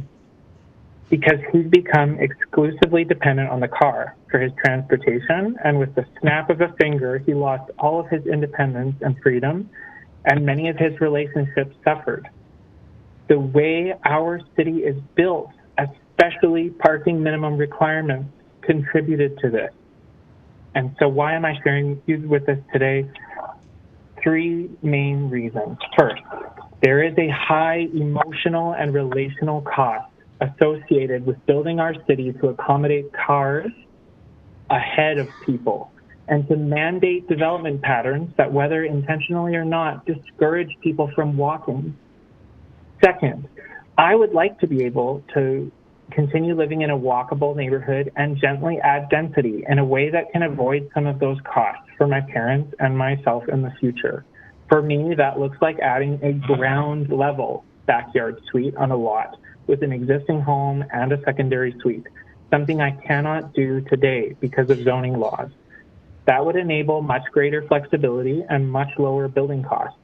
Right now, I literally have to put a backyard suite on top of a 2 or 3 car garage, undermining its value as an aging in place solution and an affordable solution. Third, and perhaps most importantly, parking minimums are a perverse subsidy. I intentionally want to live a car-light lifestyle. I want to walk more. I want to use transit more frequently. And I'm not saying that people or developers who want to build 3-car garages on their property should be prevented from doing so. But parking minimums require me to subsidize car-dependent urban sprawl and all the environmental, and in the case of my grandpa, human impacts that are associated with that. Specifically, parking minimums force me to guarantee the availability of public street space to those living the most car-heavy lifestyles. And those are usually wealthier people. Let's be honest about it. As a side note, a number of the submissions put to committee today called the status quo a, quote, greener or more environmentally friendly form of development. This is nonsense, demonstrably false and deceptive. Most Canadians' individual greenhouse gas emissions come from vehicle use and home heating. Large, single-family structures with 3-car garages requiring the city to sprawl ever further out are unequivocally worse for the environment than denser, more walkable communities. Thank you, councillors, for your time. Please let those of us who want to add housing stock in a car-light way do that with our own properties and ultimately allow Calgarians who cannot drive to be able to live in more walkable, sustainable, and affordable neighborhoods. Thank you all. Thank you, Nathan. Steve, you are next. It's almost cocktail hour.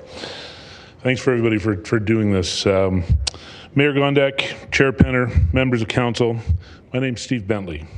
I'm here to talk to you today about the affordable housing crisis, which I actually experienced firsthand in this city in just the last few months.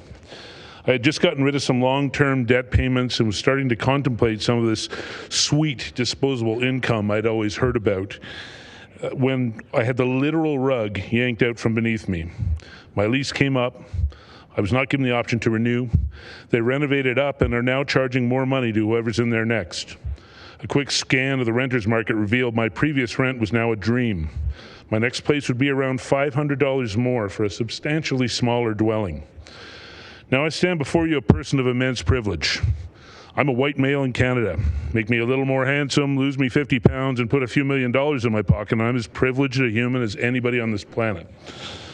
I'm a really lucky person on top of all of that. Between my family, friends, working for an organization that thinks I do a good job and cares about me, I have all the support you could ask for. I really do.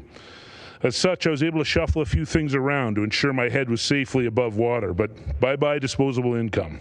I know, poor me, right? Moving always sucks, but never in my life has it ever been so tight, so competitive with other renters, so grueling, so disheartening to look around and ask yourself, well, what about here? Could I live here? What about here? It's not what I want, but am I going to get stuck? And is that what Calgary, what we want to have is people worrying about getting stuck? That's not what brings people here. It's not what keeps people here. The thing is, what I got from these last few months from my position of immense privilege was an opportunity, an ability to walk right up to those cracks that have always existed in our society, see exactly where somebody with just a smidge less support or a slightly tougher existence could slip through and find themselves in a place they never imagined themselves. What happens if you put that $500 hike I experienced onto somebody just a little bit lower on the economic scale than me? This is where we, all of us, are either in the business of creating more homeless people or finally addressing the crisis and lifting our fellow Calgarians up. Now, I'm a climate guy. I came and spoke to this council on sprawl in 2022. I spoke about how increasingly building further and further on the outskirts of the city is not only terrible climate policy, it's also extremely bad economics. I feel like I'd be remiss not to mention that it seems like a lot of those very same councillors that really couldn't sprawl us fast enough in 2022 are the same ones that are now exercising extreme caution about adopting the affordable housing recommendations in 2023. Do another study, a focus group, a plebiscite, pilot project. I'll remind those councillors and my fellow citizens that as of October, by my calculation, this council is almost exactly halfway through its own tenancy in this building. And I can only presume there's a hard line in 2025, after which not much gets done on affordable housing or climate or indeed anything else, and we all turn to the business of getting reelected. Kick that can down the road hard enough and you can dump this affordable housing crisis entirely on the next council. There's a well-established history of that in this city as well. So maybe that's your plan, but that's not what a leader does.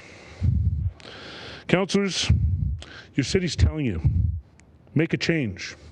The feds, it seems, are going to help pay for it.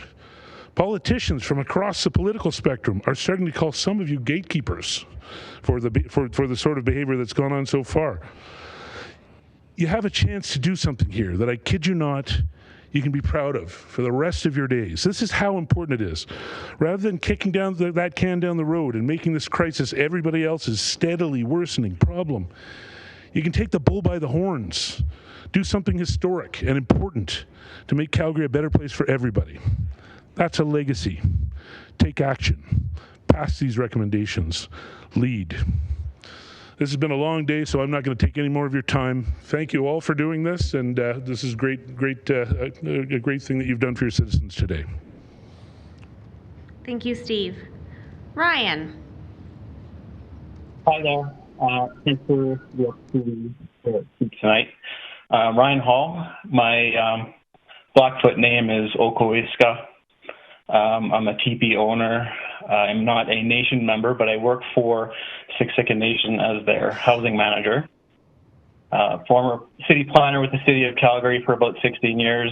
I'm currently doing my MBA at Haskayne.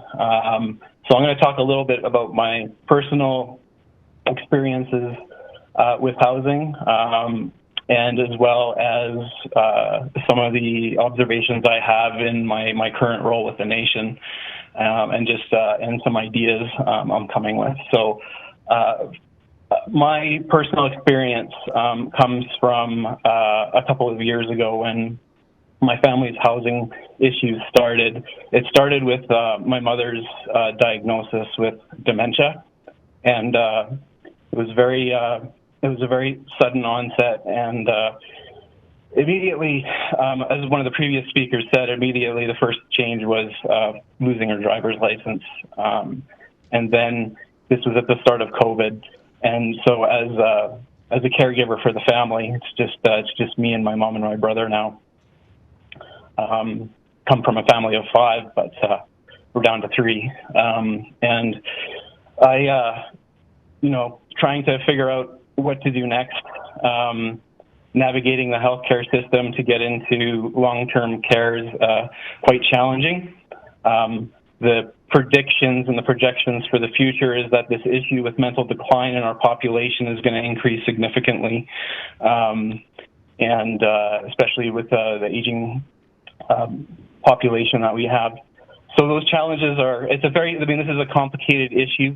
There's many pressures on the housing system, and so this is my one experience, and the other one was with my brother, who suffers from many mental illnesses, and had lost his housing just over a year ago, and had been living in the street, and this is in Saskatoon. So he just trying to navigate through that and try and secure a place for him to live when he has these mental illnesses is very, very difficult, and in some cases just almost near impossible to get back into housing once you lose it. Housing is central to our health. It's a basis. It's a secure place where you can begin to rebuild your life, and if you don't have one, the odds are stacked greatly against you.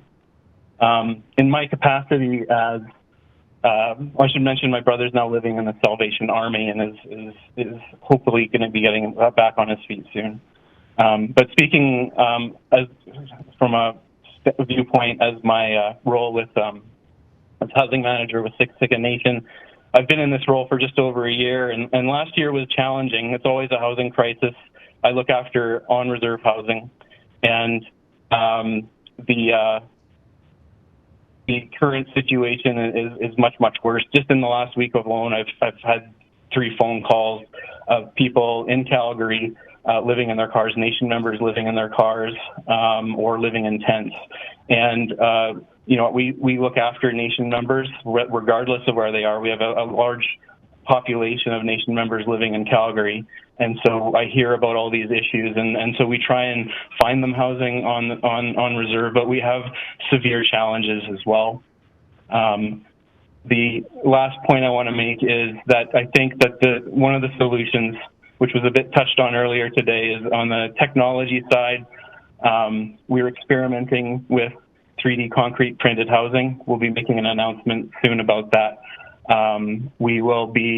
We have built housing using panelized construction. We have been building energy efficient housing, and these are things that we have to seek out.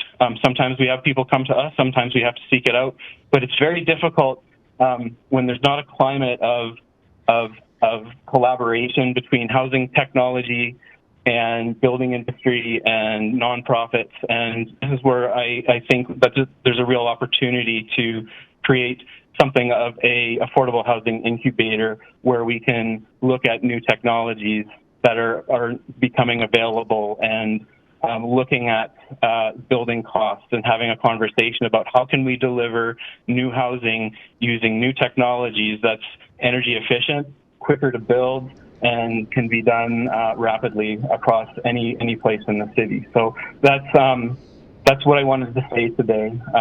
Thank you for your time, and I'll look forward to answering questions if you have any. Thank you so much, Ryan. For those who are online, just hang on for a few more minutes as we go to the last presenter, and then we'll go to questions of this panel if there are any. Diana, you are last in this panel. Go ahead, please.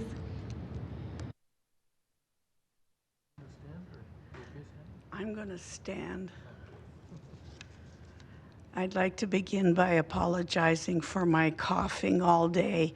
I'm sure it's been disruptive, and I apologize. Madam Mayor and Council, I thank you, and I thank you for spending all day listening to us. I am Diana Bliss, and a member of the Calgary Baha'i community. Baha'is believe in social justice as a basic element that is the foundation to every civilization. And I am not representing the Baha'i community of Calgary. These are my personal thoughts based on my personal beliefs and shaped by my life experiences and circumstances. Social justice is, at its core, the basic human dignity of living in a home that is safe, secure, and isn't so expensive as to chew up one's entire income or force one to work multiple jobs in order to cover housing costs. And my own daughter and her wife are in that situation. They work a total of 4 jobs in order to survive. In a city and province of such great comfort and wealth, there are far too many suffering in, and I've chosen these words carefully, in utter destitution, the like of which is comparable to that of undeveloped countries or regions decimated by major disasters and war. I believe that justice is most important and that human dignity for any of us does not exist without justice for all of us. It is not acceptable, and none of us should be able to sleep at night knowing that there are those with no home, that children are without a roof over their heads and struggle with food insecurity. If you think they're worried about whether they can afford to join a hockey team for want of skates, they are not. They live in a car during the day, sleep in a church at night, and they don't care whether they have a pair of skates. I believe we can do better, and it's our obligation to do so. We have seen many examples of the city prioritizing the way the city looks and feels. Our amenities, our new hockey arena for hockey teams, ensuring that every Calgarian has a safe, secure, and healthy home to go to each day is without question the most important improvement we can make in this city of such wealth. It is the first step in ensuring that each person is lifted out of destitution. It's basic to justice. Every man, woman, and child is deserving of better than to be treated as if they are disposable. Marginalized communities such as the Indigenous communities, people of different mobilities, people who are neurodivergent, and the 2S LGBTQIA are most often overlooked as lenders don't want to rent to those people. These are human beings, and they are not disposable. I believe it is our responsibility and our obligation to resolve this housing crisis and to ensure that every human being is treated with the respect that they deserve. I believe it is just and reasonable. I believe it is not unreasonable to require professional standards for landlords, including courses, police checks, and even complaint services that are comparable to those for property managers and for condo boards. I believe that it's perfectly reasonable for new builds to always be accessible as well as close to transit, and to improve transit along the way, plus be environmentally sound. This is why the housing affordability recommendations are so important and need to be passed quickly. They are not the be-all and end-all, but they are a great starting point. I thank you again, and I apologize again. Thank you very much. Thank you, Diana, for being here with us this evening. I don't see any questions for this panel. I thank you all for calling in and for being here with us in person for a lot of the day. Thank you so much. You can return to your regular seats and chambers if you want to stay with us, or head home to a cozy bed.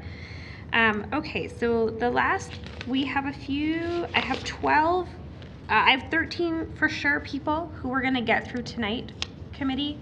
And then perhaps 14 if Mr. Borkristal decides that he wants to speak tonight and not rejoin us tomorrow. Anyways, so we are going to go to Shamir Gaidhar, I hope I'm pronounced that right, Jessica Barrett, Glenn Fleming, Daniel Grandan, and Hermann Muller. So you five will make up the next panel.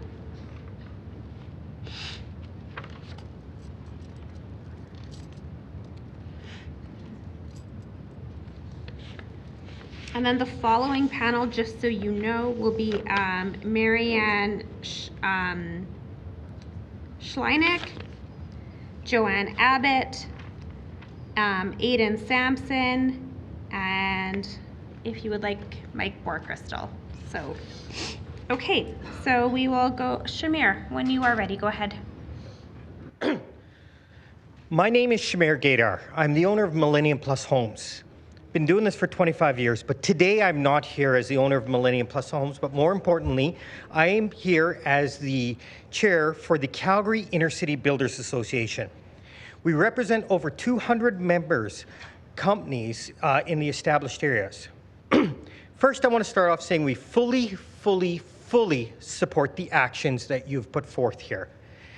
This is a step in the right directions. Why, you ask? Because they will remove barriers. As mentioned the other day on 660 News, they asked me where we build houses. I build two types of houses. I build a paper house and I build a brick and mortar house. The paper house can take me anywhere from 4 to 10 months to build with the way it is set up now. The brick and mortar house takes me 8 to 10 months. That means I can build housing in 20 months. And not only me, but all my members too. Everything I'm saying here are comments from my members. The less paper houses I build, the more brick and mortar houses I can build. This equals more supply. Just simple. The reason is the recommendations put forth will create certainty. And when I say certainty, I'm going to repeat that word multiple times, certainty. City Hall has been working with us as partners in fixing the processes that are set forth, but a lot of them end up as Band-Aids. This will not. This will create certainty. Every day we sit there with a property sitting empty that we have to develop. It costs $500 a day. Property tax, insurance, and I can go on forever here, but watching my time. That $500 a day gets pushed on to the end user. The permitted use gives us certainty to our members. It tells our members that we can build these houses. Ask me later how many homes I have rezoned. Certainty will increase investment in housing. Just like there's a shortage in construction industry, right now the city has a shortage on new infrastructure. We can't keep building out and out. We need to use existing areas, existing amenities, existing roads. The MDP talks about a 50-50 of building in established areas in new greenfield, but we're not even close to that. Housing right now is not permitted. If you look at RC2 and look at the permitted uses in an RC2, I really can't even build a house. I can build a sign, I can build a daycare, and I think I can do something else. But there's a few there. We'll go over that later. This plan will reduce the barriers to development. The solution to this is supply, supply, supply. If I can't build supply, if it's going to take me 20 months and my members 20 months to build homes, we can't create supply. Our members strongly support this initiative. There is no perfect strategy, just the direction. Let's move in the right direction, and this is a move in the right direction. Now is the time for action. Help us, help our members build more brick and mortar houses.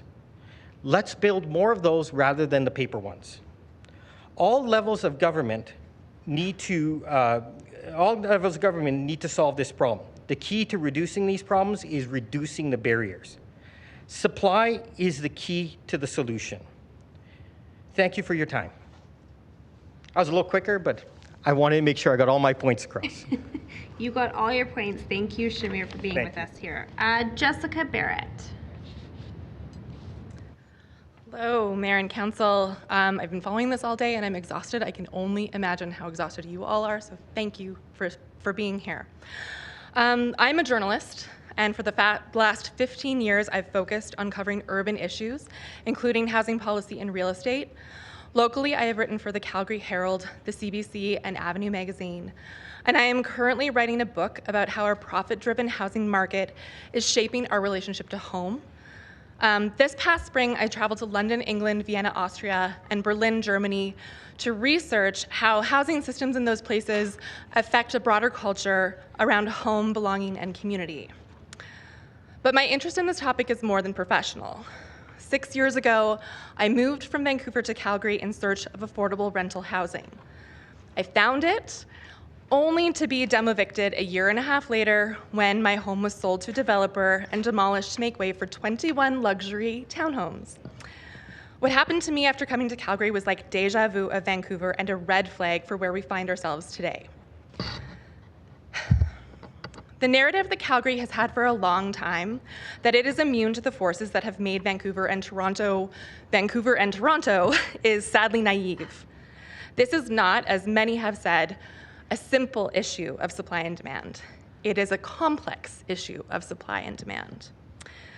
The forces behind the financialization of housing, which is treating housing as a financial asset rather than a social good, they're global. They are infecting every city in the entire world, almost, and they are here in Calgary. Since moving here, I have spoken to realtors who have seen entire condo developments sold to speculators from out of town. I have spoken to developers who are frustrated that they can't build affordable housing due to economic constraints, and they know they're building homes for people who already have one, or two, or three, or more. I have spoken to economists who have noted a critical change in the story of Calgary. People used to come here for jobs. Now they come here for affordable housing or cheap housing investment, depending on your point of view. This can work well for transplants like me, but horribly for people who already live here or newcomers who have fewer resources. I am one of the extremely lucky ones. I was able to buy a house after I lost my rental home. But with the rise in property values and interest rates, my partner and I would not be able to purchase the same home if we were in the market today, just 4 years later. Actually, I don't think we could rent it. I have seen how this movie ends. If left to purely market forces, the supply of housing will be targeted towards and priced for the upper end of the market and increasingly purchased as an investment rather than a home. Meanwhile, the growing demand for a reasonably priced, adequately sized housing for households across the income spectrum from the relatively affluent to the low income will remain unserved. Spillover from our housing crisis will continue to result in the stories that you've heard today. Widespread displacement, severed social ties, declining mental and physical health, addiction, domestic violence, crime, Homelessness, distrust of government, polarization, a loss of young talent, all the bad things we don't want. Fortunately, this is not written in stone. We can start to turn the tide, and there are many good solutions to this strategy, solutions in this strategy, especially the emphasis on non-market housing. We must shield a greater portion of our housing supply from rampant profiteering. I have traveled around the world researching this issue, and I can tell you there is no other way forward. But we must also support our communities in adapting to necessary change. This is something that I saw in Vienna, where the city sponsors intensive community outreach by social workers, not planners, trained to help people get to know their neighbors, resolve landlord-tenant disputes, disputes between neighbors, and address the very real and very natural resistance to change from long-term residents. Something like this is resource intensive, but it could go a long way towards addressing the pushback against the proposed change to RCG zoning. This strategy isn't perfect. Personally, I think the city should hold on to land it owns at TOD sites and lease it rather than sell it to market and non-market housing providers. It is about to be the most valuable land in the city, and doing so could mean that the city could reap revenue in perpetuity from these sites, using it to fund more housing initiatives. I also fear that without proper safeguards, blanket rezoning could simply enable more luxury housing and lead to more speculation. One good option would be to zone some sites explicitly for non-market housing. This is an approach that has worked successfully in Vienna to cap land values, lead to more affordable housing, and create some competition to the market rentals. I see that I'm out of time. I just want to say overall this is a really good start, and I think you should put it forward. Thank you, Jessica. Glenn.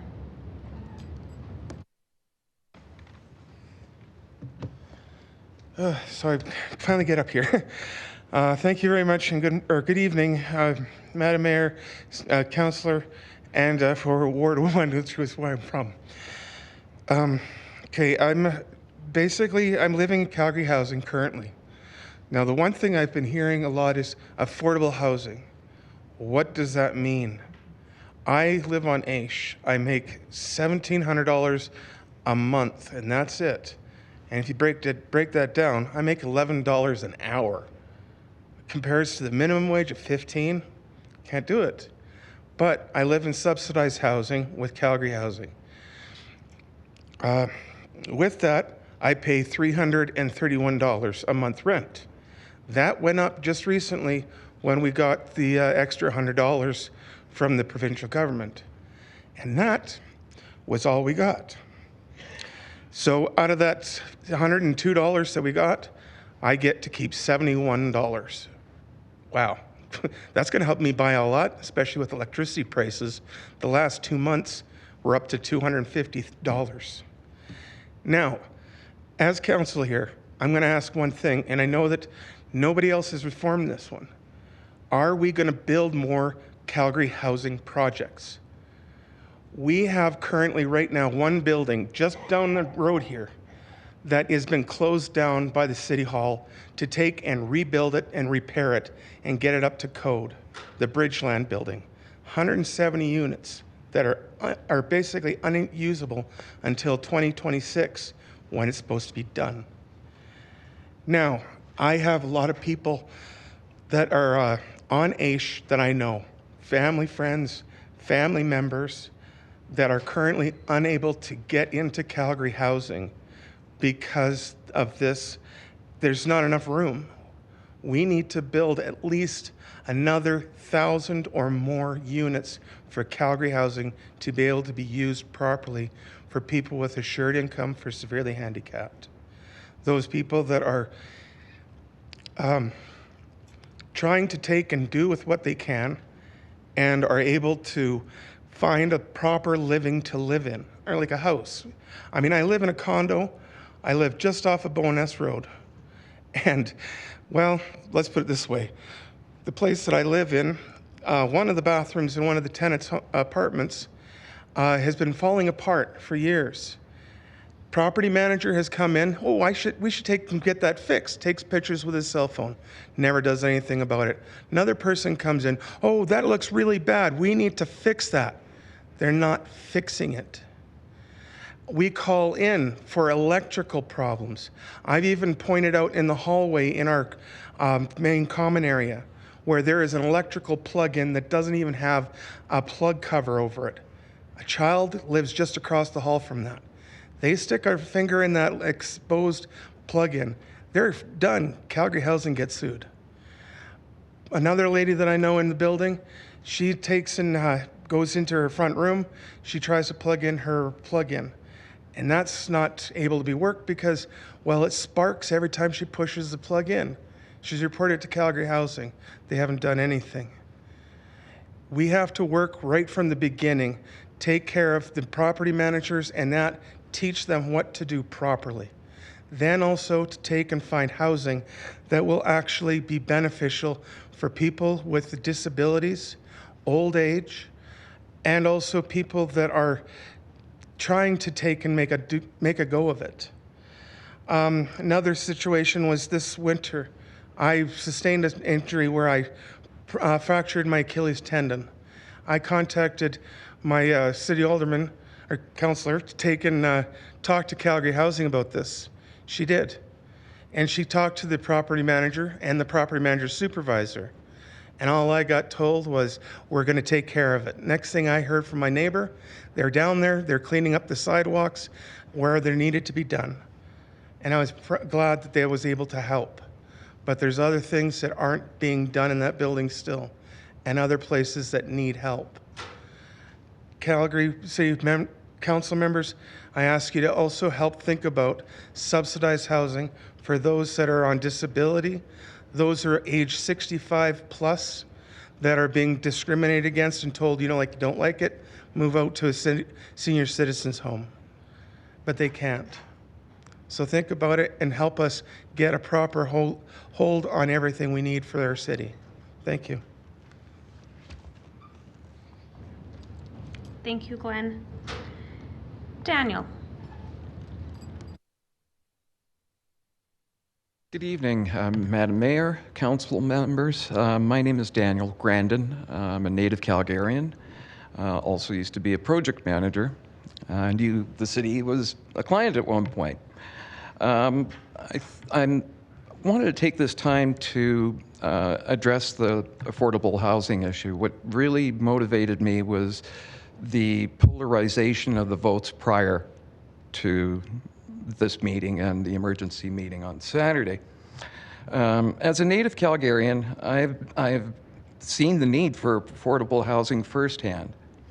I urge our mayor and councillors to streamline the development and permitting processes to provide developers with the confidence, as we've heard so often here, to be able to, with the confidence, to meet the demand for all types of housing, but especially affordable. We should also consider what can be done to address citizens who are unhoused from having to resort to living in our parks and natural spaces. In order to do so, we need to adopt an innovative, cost-effective, speedy approach that meets all the demands of our citizens. We face stiff competition for being one of the most livable cities on the planet, which I am so proud of, and I hope everyone else is here as well. But that now we are faced with having to deal with the success, which could make or break us right now. With the amount of people moving in on a monthly basis increasing, who knows by how much, the demand is just going to be getting more and more urgent.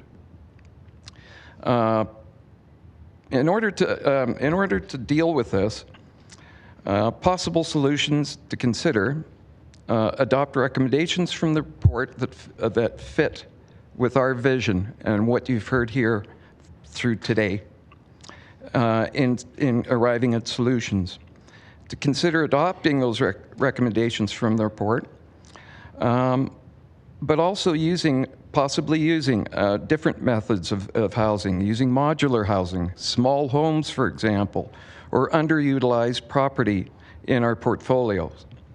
There are a number of companies that can deliver buildings quickly from our neighbors in the U.S. See what can be done to make it easier for all of us to have a roof over our heads. One scenario I would like you all to consider, and this came to me just from being out and about here, is to use the former empty CPS parquet structure located adjacent to these very chambers as a site to help that very thing by providing the tent people, for lack of a better word, with a secure, safe space to do so. Our city can use existing portable construction fencing with privacy tarps, for instance, to establish a refuge space. It's nothing more than that, instead of our parks or our natural areas. Openings would be covered with see-through plastic to keep the wind and snow and rain out. Possible sleeping pads could be put down within each individual unit, for a lack of a better word, and perhaps some space heaters. We could easily put in the portable sanitary water closets on each of the levels, and possibly on the upper level or wherever it's feasible to provide showers for people to decide whether they want to be able to do that or use, or whatever their issues may be. Living on the streets is extremely difficult. It's dehumanizing. I've volunteered numerous agencies in helping, and I hear the stories, I listen to the stories, and this is one area of affordable housing that if we're going to take these steps, I think we need to address the ones who need it the most. And the last count was, I think, 300. And every city is faced with this issue here. I estimate anywhere from 150 to 200 spaces within the footprint of the parkade. I tried to determine the providence of it, whether it was the city of Calgary Police Service or who, but I understand it's CT has it. They didn't get back to me in time with what they're going to do with it. Perhaps as an experiment, this will cost the city very little to do it. I'd be more than happy to offer my services pro bono in trying to make a refuge center. Then, if it is successful, CPS can monitor it. We could have the third-party contract security that's on for the Green Line. Daniel? Be there. Sorry, am I? Yeah, no, your time is just up, so thank you for being with us. So I just wanted to bring that up as an alternative to what we're dealing with here. Okay, thank you. Thank you for your time. Sorry for taking so long. No, you took your 5 minutes. That is fine. There are a few questions for this panel. Councillor Meehan, you were first. Thanks. My questions are for Shamir. Thanks for being here. No, thank you. I'm going to take you up on the bait. So how many homes have you rezoned? One. I went through it. It took me 9.5 months to go through the rezoning. By that time, I could have bought another property, built it, gone to another one. It wasn't worth it. In the end, with the 9.5 months, the interest carrying costs, as I mentioned earlier, $500 a day because of insurance, I have property tax, I have interest, I have snow removal, like there's so many additional costs I have to do, so $500 a day, it didn't make it worth it. We finally got it rezoned to RCG. After that, it was very simple. So what does raising the floor on the base district to RCG mean practically then for housing affordability for your industry? It means supply. Right now, an RCG lot comes onto the market. So I have my real estate license as well. So I'll look on the MLS every day, see if something comes out, and I'll be like, oh, RCG lot. Call the realtor and I say, okay, I want to put an offer. Yeah, no problem. Shamir, there's 14 other offers. It's been 15 minutes. So now we're sitting there, the price is $600, it's listed at, purposely. Now it goes up to $850, $900, cash offers. That difference in pricing, who pays for it? I can't. I have to pass it on to the end user. But we don't have supply. We need supply. Opening up RCG will create that supply. Doesn't mean I'm going to build every unit we build as a townhouse complex anywhere, but it's all depending on the market, where it'll go. Yeah, thanks. That's a great explanation. Really appreciate it. Those are all my questions, Chair. Thanks, Councillor Mee and Councillor Sharp. Thank you. I just want to say, Glenn, thanks for coming out. I know it's late, and to get down here is not always easy, so I really appreciate it. And it was great talking to you and meeting you in person. And what I want to say is continue letting our office know about those issues, and we're very well aware of what's happening in that building. But just thank you for being here. That's really what I wanted to say. I'm very grateful to be able to come here and to be able to share with what I have and what I know. Yeah. And if any of the council need help with something or finding out something about people with age and what their housing needs are, I'm more than willing to talk to them and to help them with this. Thank you. Really appreciate it. Make sure you get home safe. Thanks. Okay. Councillor Walcott. Thanks, everyone. My question is for Jessica, actually.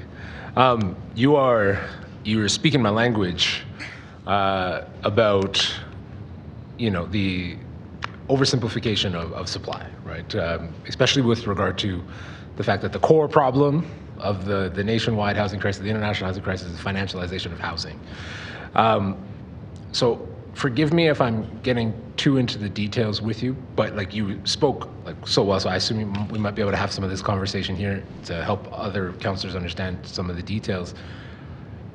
When you were in your research, did you come across the ways that different built forms are financialized in different ways by corporate bodies, so REITs and hedge funds and so on, and how apartment buildings and townhomes actually have a different experience with the financialized structures and the size of them? I might be too specific on that question, but I'm not sure. Okay, a little bit. I am definitely not an expert in that realm. Okay, from my understanding, we have a glut of 1 and 2 bedroom condos being built, and not enough missing middle. Certainly not enough kind of affordable family-size homes. I know one of the reasons for that is the insurance practices. You can't get insured unless you've sold 70% of a building, or so, thereabouts. And who is buying 70% of a building that hasn't been built? Are people who are picking up a 1 or 2 bedroom condo as an extra, something they're going to rent out. The people who are looking for family homes are sitting back and they want that home to be built. They want to see it because it's going to be their forever home. So that's one way that the financialization of housing kind of gets, perpetuated. REITs are another beast that I'm not as familiar with. I'm not a financial expert, but basically REITs are the sort of packaging of, the way that pension funds and, multinational investment firms have sort of chopped up the financing behind housing and sold it on the market. And so basically, when REITs do things like buy up multifamily apartment units, they're not making any more housing. They're not going to. They only make money by jacking up rents and fees. And so the more they're around, the more that they own your housing stock, the higher those rents are going to become, the higher everything else is going to come. The floor gets raised, basically, and no new housing is ever created. So that's another. And then, of course, there's the way that financialization has just kind of filtered down to the Canadian imagination. So, I've been in front of the previous council to talk about a rezoning application on my block because a bunch of owners who've lived there for a long time essentially hired a consultant because they essentially just want to develop and cash out. And I wouldn't have a problem with that if it was going to be affordable housing. But I know that it's not going to be. It's going to be more market housing. So there will be tiny, small units, 1 and 2 bedrooms that are being on the market for as much as we bought our 3-bedroom house for, which is really a bummer when you want to raise your kids on a family street where other families are. And I want other families to be there. I want them to be able to live in, contextual multifamily housing right next door to me, but I want them to be able to afford it. But we are so addicted, culturally addicted to housing as an investment, as being your retirement fund, that people think nothing of, picking up an extra home and selling their lot and cashing out for the highest dollar. And so when I was here before talking to council, the previous council told me I should sign on to this thing because our house would be worth a lot of money if we did. And it was but we just, do people not buy houses to live in anymore? And where would we go with this money? We just barely, by the skin of our teeth, got into a home for us. So that is another way financialization kind of has penetrated, I would say, the kind of Canadian psyche, and I do really see it in Calgary. For you being wary of and humble in your early approaches, the description that you described of what happens with a large apartment block versus a townhome was exactly what I was thinking about. Because of the nature of the building, the nature of the experience when you're trying to buy it, what you build has a drastic increase or an impact on how the financialized markets will play out, especially with investments. And so you keyed on it so well. Thank you. Even to your second point about the cash out nature of development as it is right now, right? It's a huge part of it is you kind of get in where you can. And while supply is never going to be the silver bullet either, I'm right there with you saying that, or at least suggesting that we should start really building homes for people to live in and try and limit the ease that we are creating investment property. So I just want to give credit. Thank you. Thank you, Councillor Walcott. Thank you to this panel for your presentations this evening. Oh, did I not call you? Did not call. Are you here, Herman? Yes, I am. Okay, I'm going to put you first on the next panel. My apologies. It's late. We're all starting to wake up.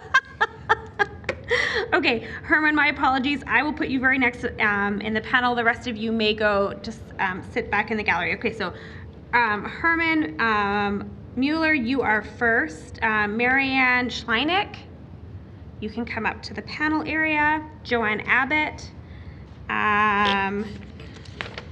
Aidan Sampson, come on to the panel area. Mike, do you want to speak this evening? Mike Borkrystal? I'll wait till tomorrow. I signed up for panel 32 on purpose. I'm expecting big things, Mike. Okay. So we will finish with those 4 speakers, and then we will recess for the evening to return here at 9:30 in the morning. So Herman, Marianne, Joanne, Aidan, go ahead.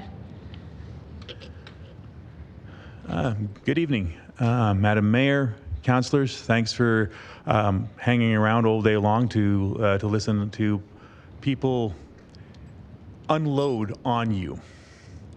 My name is Hermann Muller. I live in Ward 9. I'm 58 years old. I was born at the Holy Cross Hospital. Over the course of my life, I moved away a few times. I always came back. I've lived in all 4 quadrants of the city and the Beltline. I love Calgary.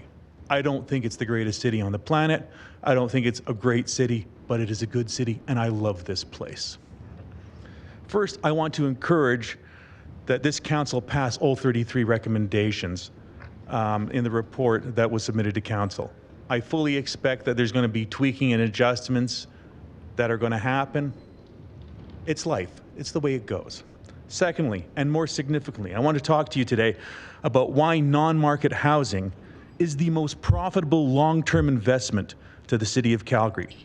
Currently, in order to survive in the city, people need an hourly wage of between $20 and $22 an hour. And while this is called a living wage, in truth, it is a survival wage. Many Calgarians on the lower end of the income scale struggle to survive with 2 or 3 or even more jobs in order to make ends meet. Non-market housing provides the ability for the city of Calgary to invest in 2 aspects of the city. First, non-market housing will provide affordable, low-income housing for tens of thousands of the city's citizens, providing disposable income for a sector of this population that currently it does not have. Second, non-market housing is quite possibly the greatest investment in this city that this council can make. Here is why. Non-market housing on a large scale provides an incentive for small, medium, and large businesses and companies, and even more so for larger corporations. If this city wishes to attract businesses to invest and build in Calgary, the biggest economic advantage this city can provide is stable, affordable housing costs that are lower than our other major competitors such as Edmonton, Vancouver, and Toronto. If Calgary truly wishes to compete with other major cities across Canada and even the world, Non-market housing is the key to drawing businesses that want to set up shop here in Calgary at an affordable cost where they know that things are stable. And anyway, businesses and companies want lower costs. The people in the lower income bracket want to have disposable income. Quite honestly, right now, lower income people are struggling. They don't have the luxury of going out to dinner every once in a while. They don't have the luxury of going to the movie theater or going to a play or going to a pub. People are struggling. People are hurting. As it stands right now, I have been a city employee for just under 25 years. I rent. My 85 factor kicks in next year. I cannot retire. I cannot retire and stay in this city. I will have to work until the very minimum, age 67. And even then, it's doubtful. My grandparents lived and died in Germany. They lived their entire lives in government/non-market housing. They were able to retire and live into their 80s with dignity. If you want the people of this city to live in dignity, we need a massive, and I mean a massive investment in non-market housing. Thank you for your time. Thank you, Hermann, for being with us tonight. Maggie, you are somewhere. I will add you to the list tonight. Okay, so you'll be number 14. So you can come sit up here if you would like to. Marianne.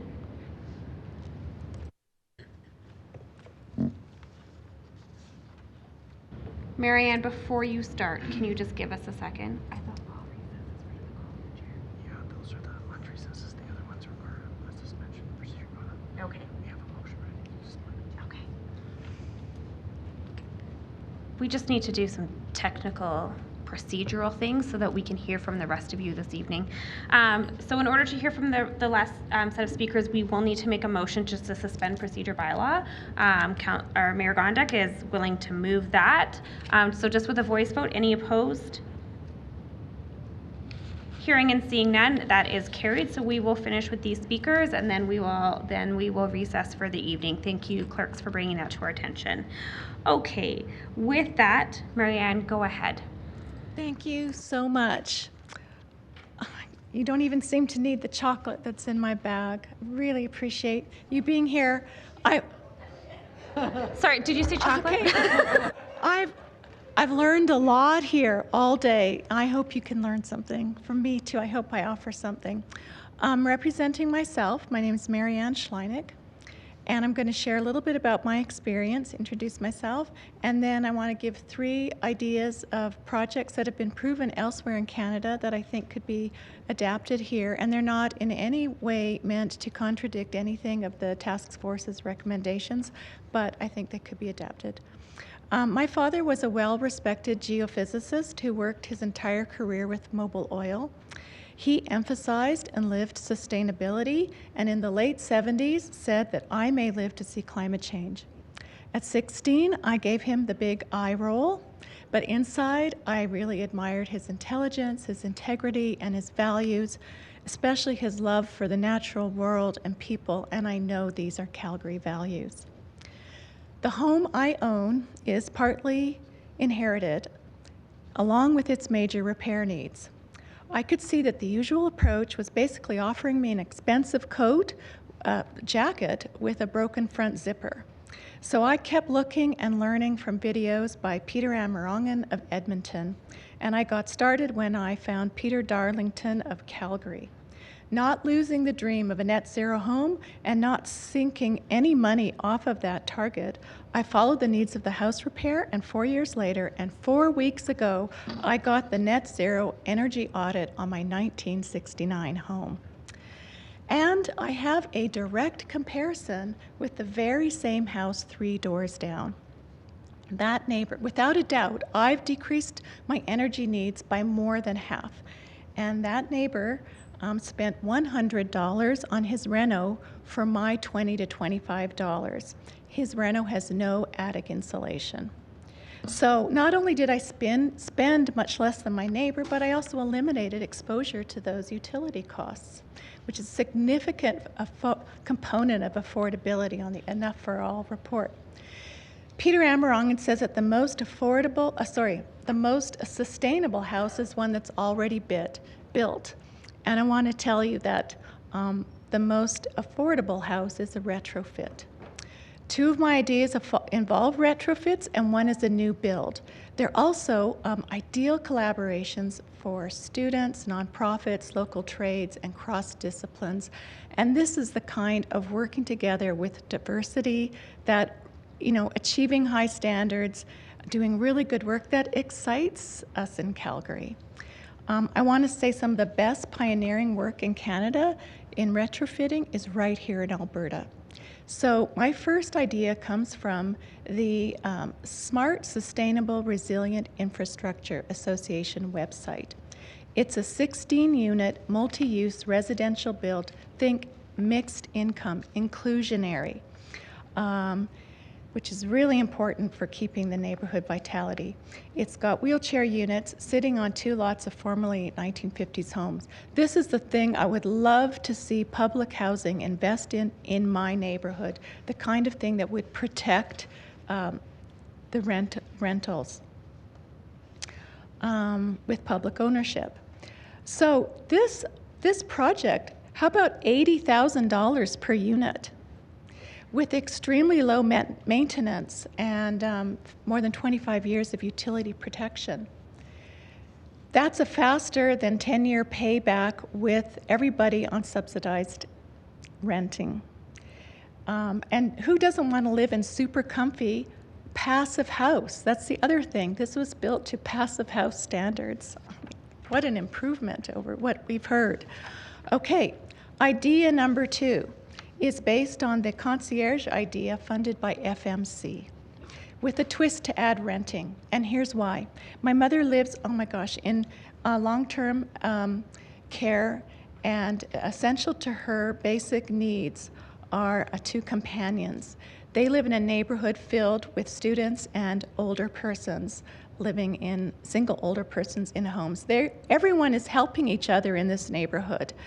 And they're all in precarious living arrangements every time they see a new build, because those new builds are not built for low and fixed incomes. And I wouldn't be here if it wasn't for those companions.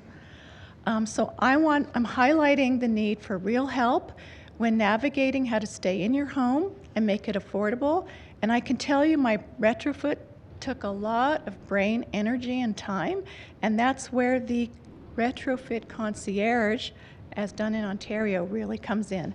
My third idea is renters deserve the same. Okay. Your time is up. Thank you so much for joining us. I know that 5 minutes is the quickest ever. You can just have a seat, and if there's any questions, we will come back to you. Joanne.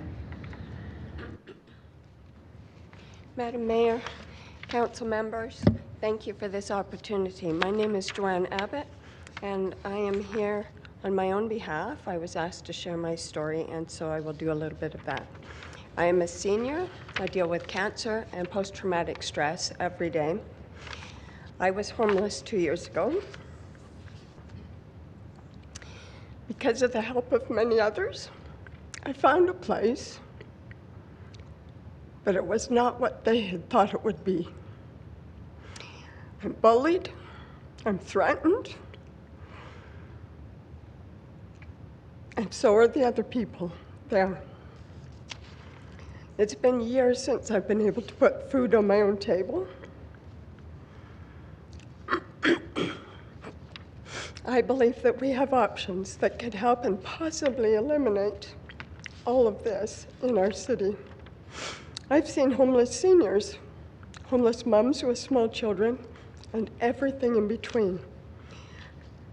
When I see even full-time employees entering a homeless shelter because their income is insufficient to pay the rents that landlords have been allowed to charge, it makes me sick.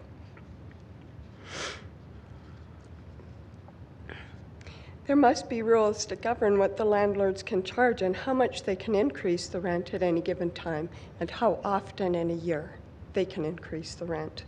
Mine went up 3 times in less than 2 years, and it will go up again next month. That will be 4 times in 2 years.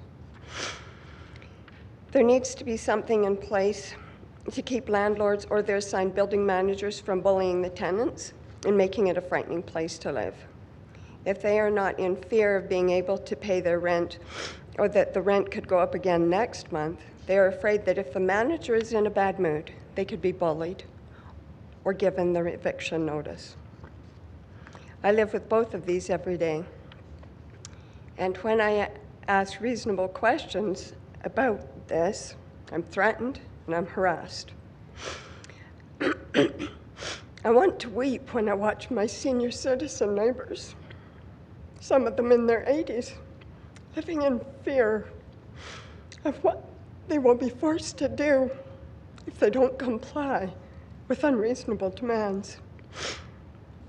I have woken in the morning to discover that a neighbor fled in the night so as not to have to face the manager in the morning. We need to have safe, reliable housing for our citizens, and especially for our seniors. You know, I wonder, I don't know, this is just something that came to me as I was thinking about this. You know, we have empty office towers. Is there any reason we could not be putting our homeless in there, get them out of the weather and into a safe place until we can figure something else out?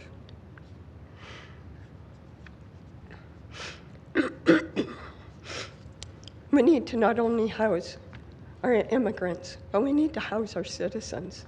And unfortunately, there are too many who don't have that luxury right now. Should we not be moving at emergency speed? This is an emergency of the greatest degree. We need our housing to be fair and affordable and sufficient for all. This is a rich city. We live in a rich country.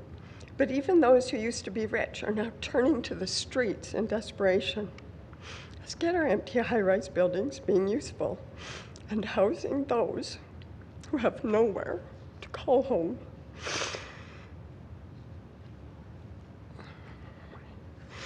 Let's ensure that our seniors are safe and happy in the place that they call home.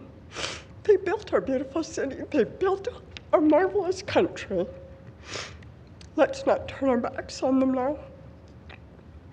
Let's make sure all Calgarians live with dignity. Let's be an example to our entire country. Thank you. Please vote yes. Thank you, Joanne. Aidan.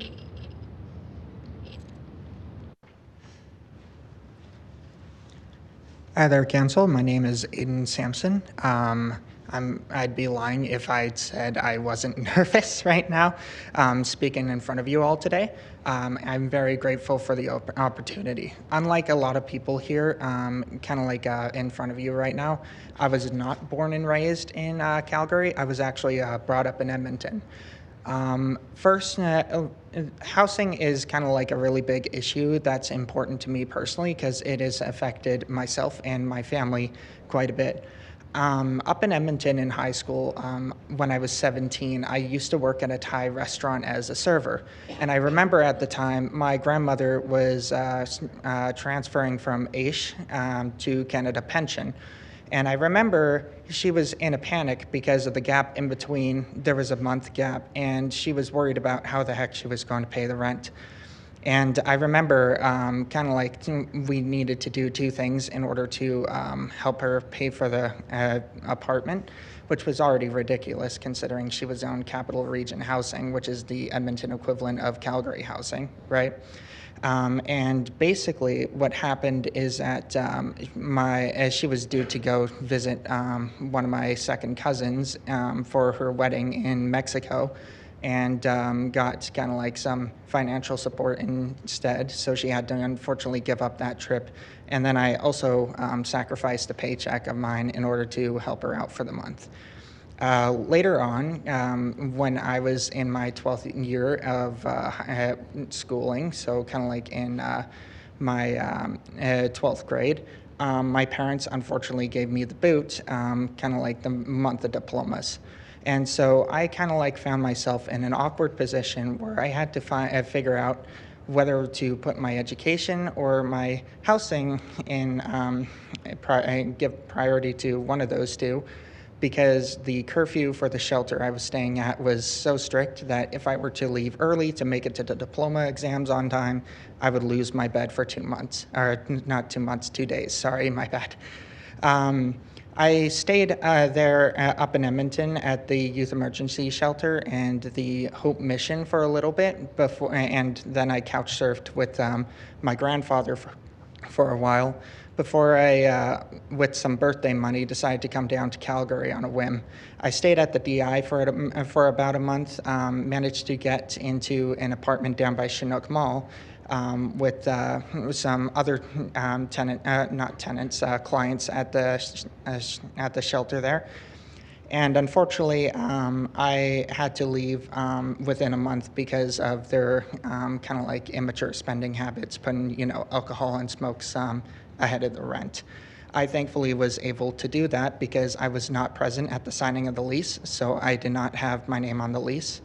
And then I had to find myself at the Salvation Army, where after another few months of staying there, I was picked up by McMahon Housing, which is currently subsidizing my rent for my apartment. I'm currently in a position where I'm worried about making my rent because when I first moved in to this bachelor suite, it was $885 a month. Currently, I'm now paying $1,140 a month for this apartment unit. My housing worker is planning on moving me into non-market housing, but unfortunately, the demand has been so high with non-market housing that a number of programs have actually closed off applications entirely. I do worry at some times that I'm going to end up back on the streets and back at the shelters again through no fault of my own, and I really hope that the council goes forward with the 33 recommendations put in place by the Housing and Affordability Task Force. I thank you for your time. Have a good day. Thank you, Aidan. There you are, Maggy Wlodarczyk. I didn't pronounce that right at all, did I? It's Wlodarczyk. Thank you, Maggy. Go ahead. Hi, I want to thank you all for including me today. I've been here since 9 o'clock this morning, and I should be helping with planning a funeral right now. My name's Maggy Wlodarczyk, and I'm involved with several organizations in the city, but today I'm speaking on behalf of Acorn. Excuse me if I get a bit emotional. I lost someone very special to me earlier this week. His name's V. Duncan. He was an advocate for the homeless and housing issues. He was supposed to be here with me today. When V launched his nonprofit organization, NACM, to change something, he pulled a shopping cart from in front of this very building to Edmonton Legislature to raise awareness for Indigenous homelessness, a journey that took him just over 5 days and 300 kilometers on foot.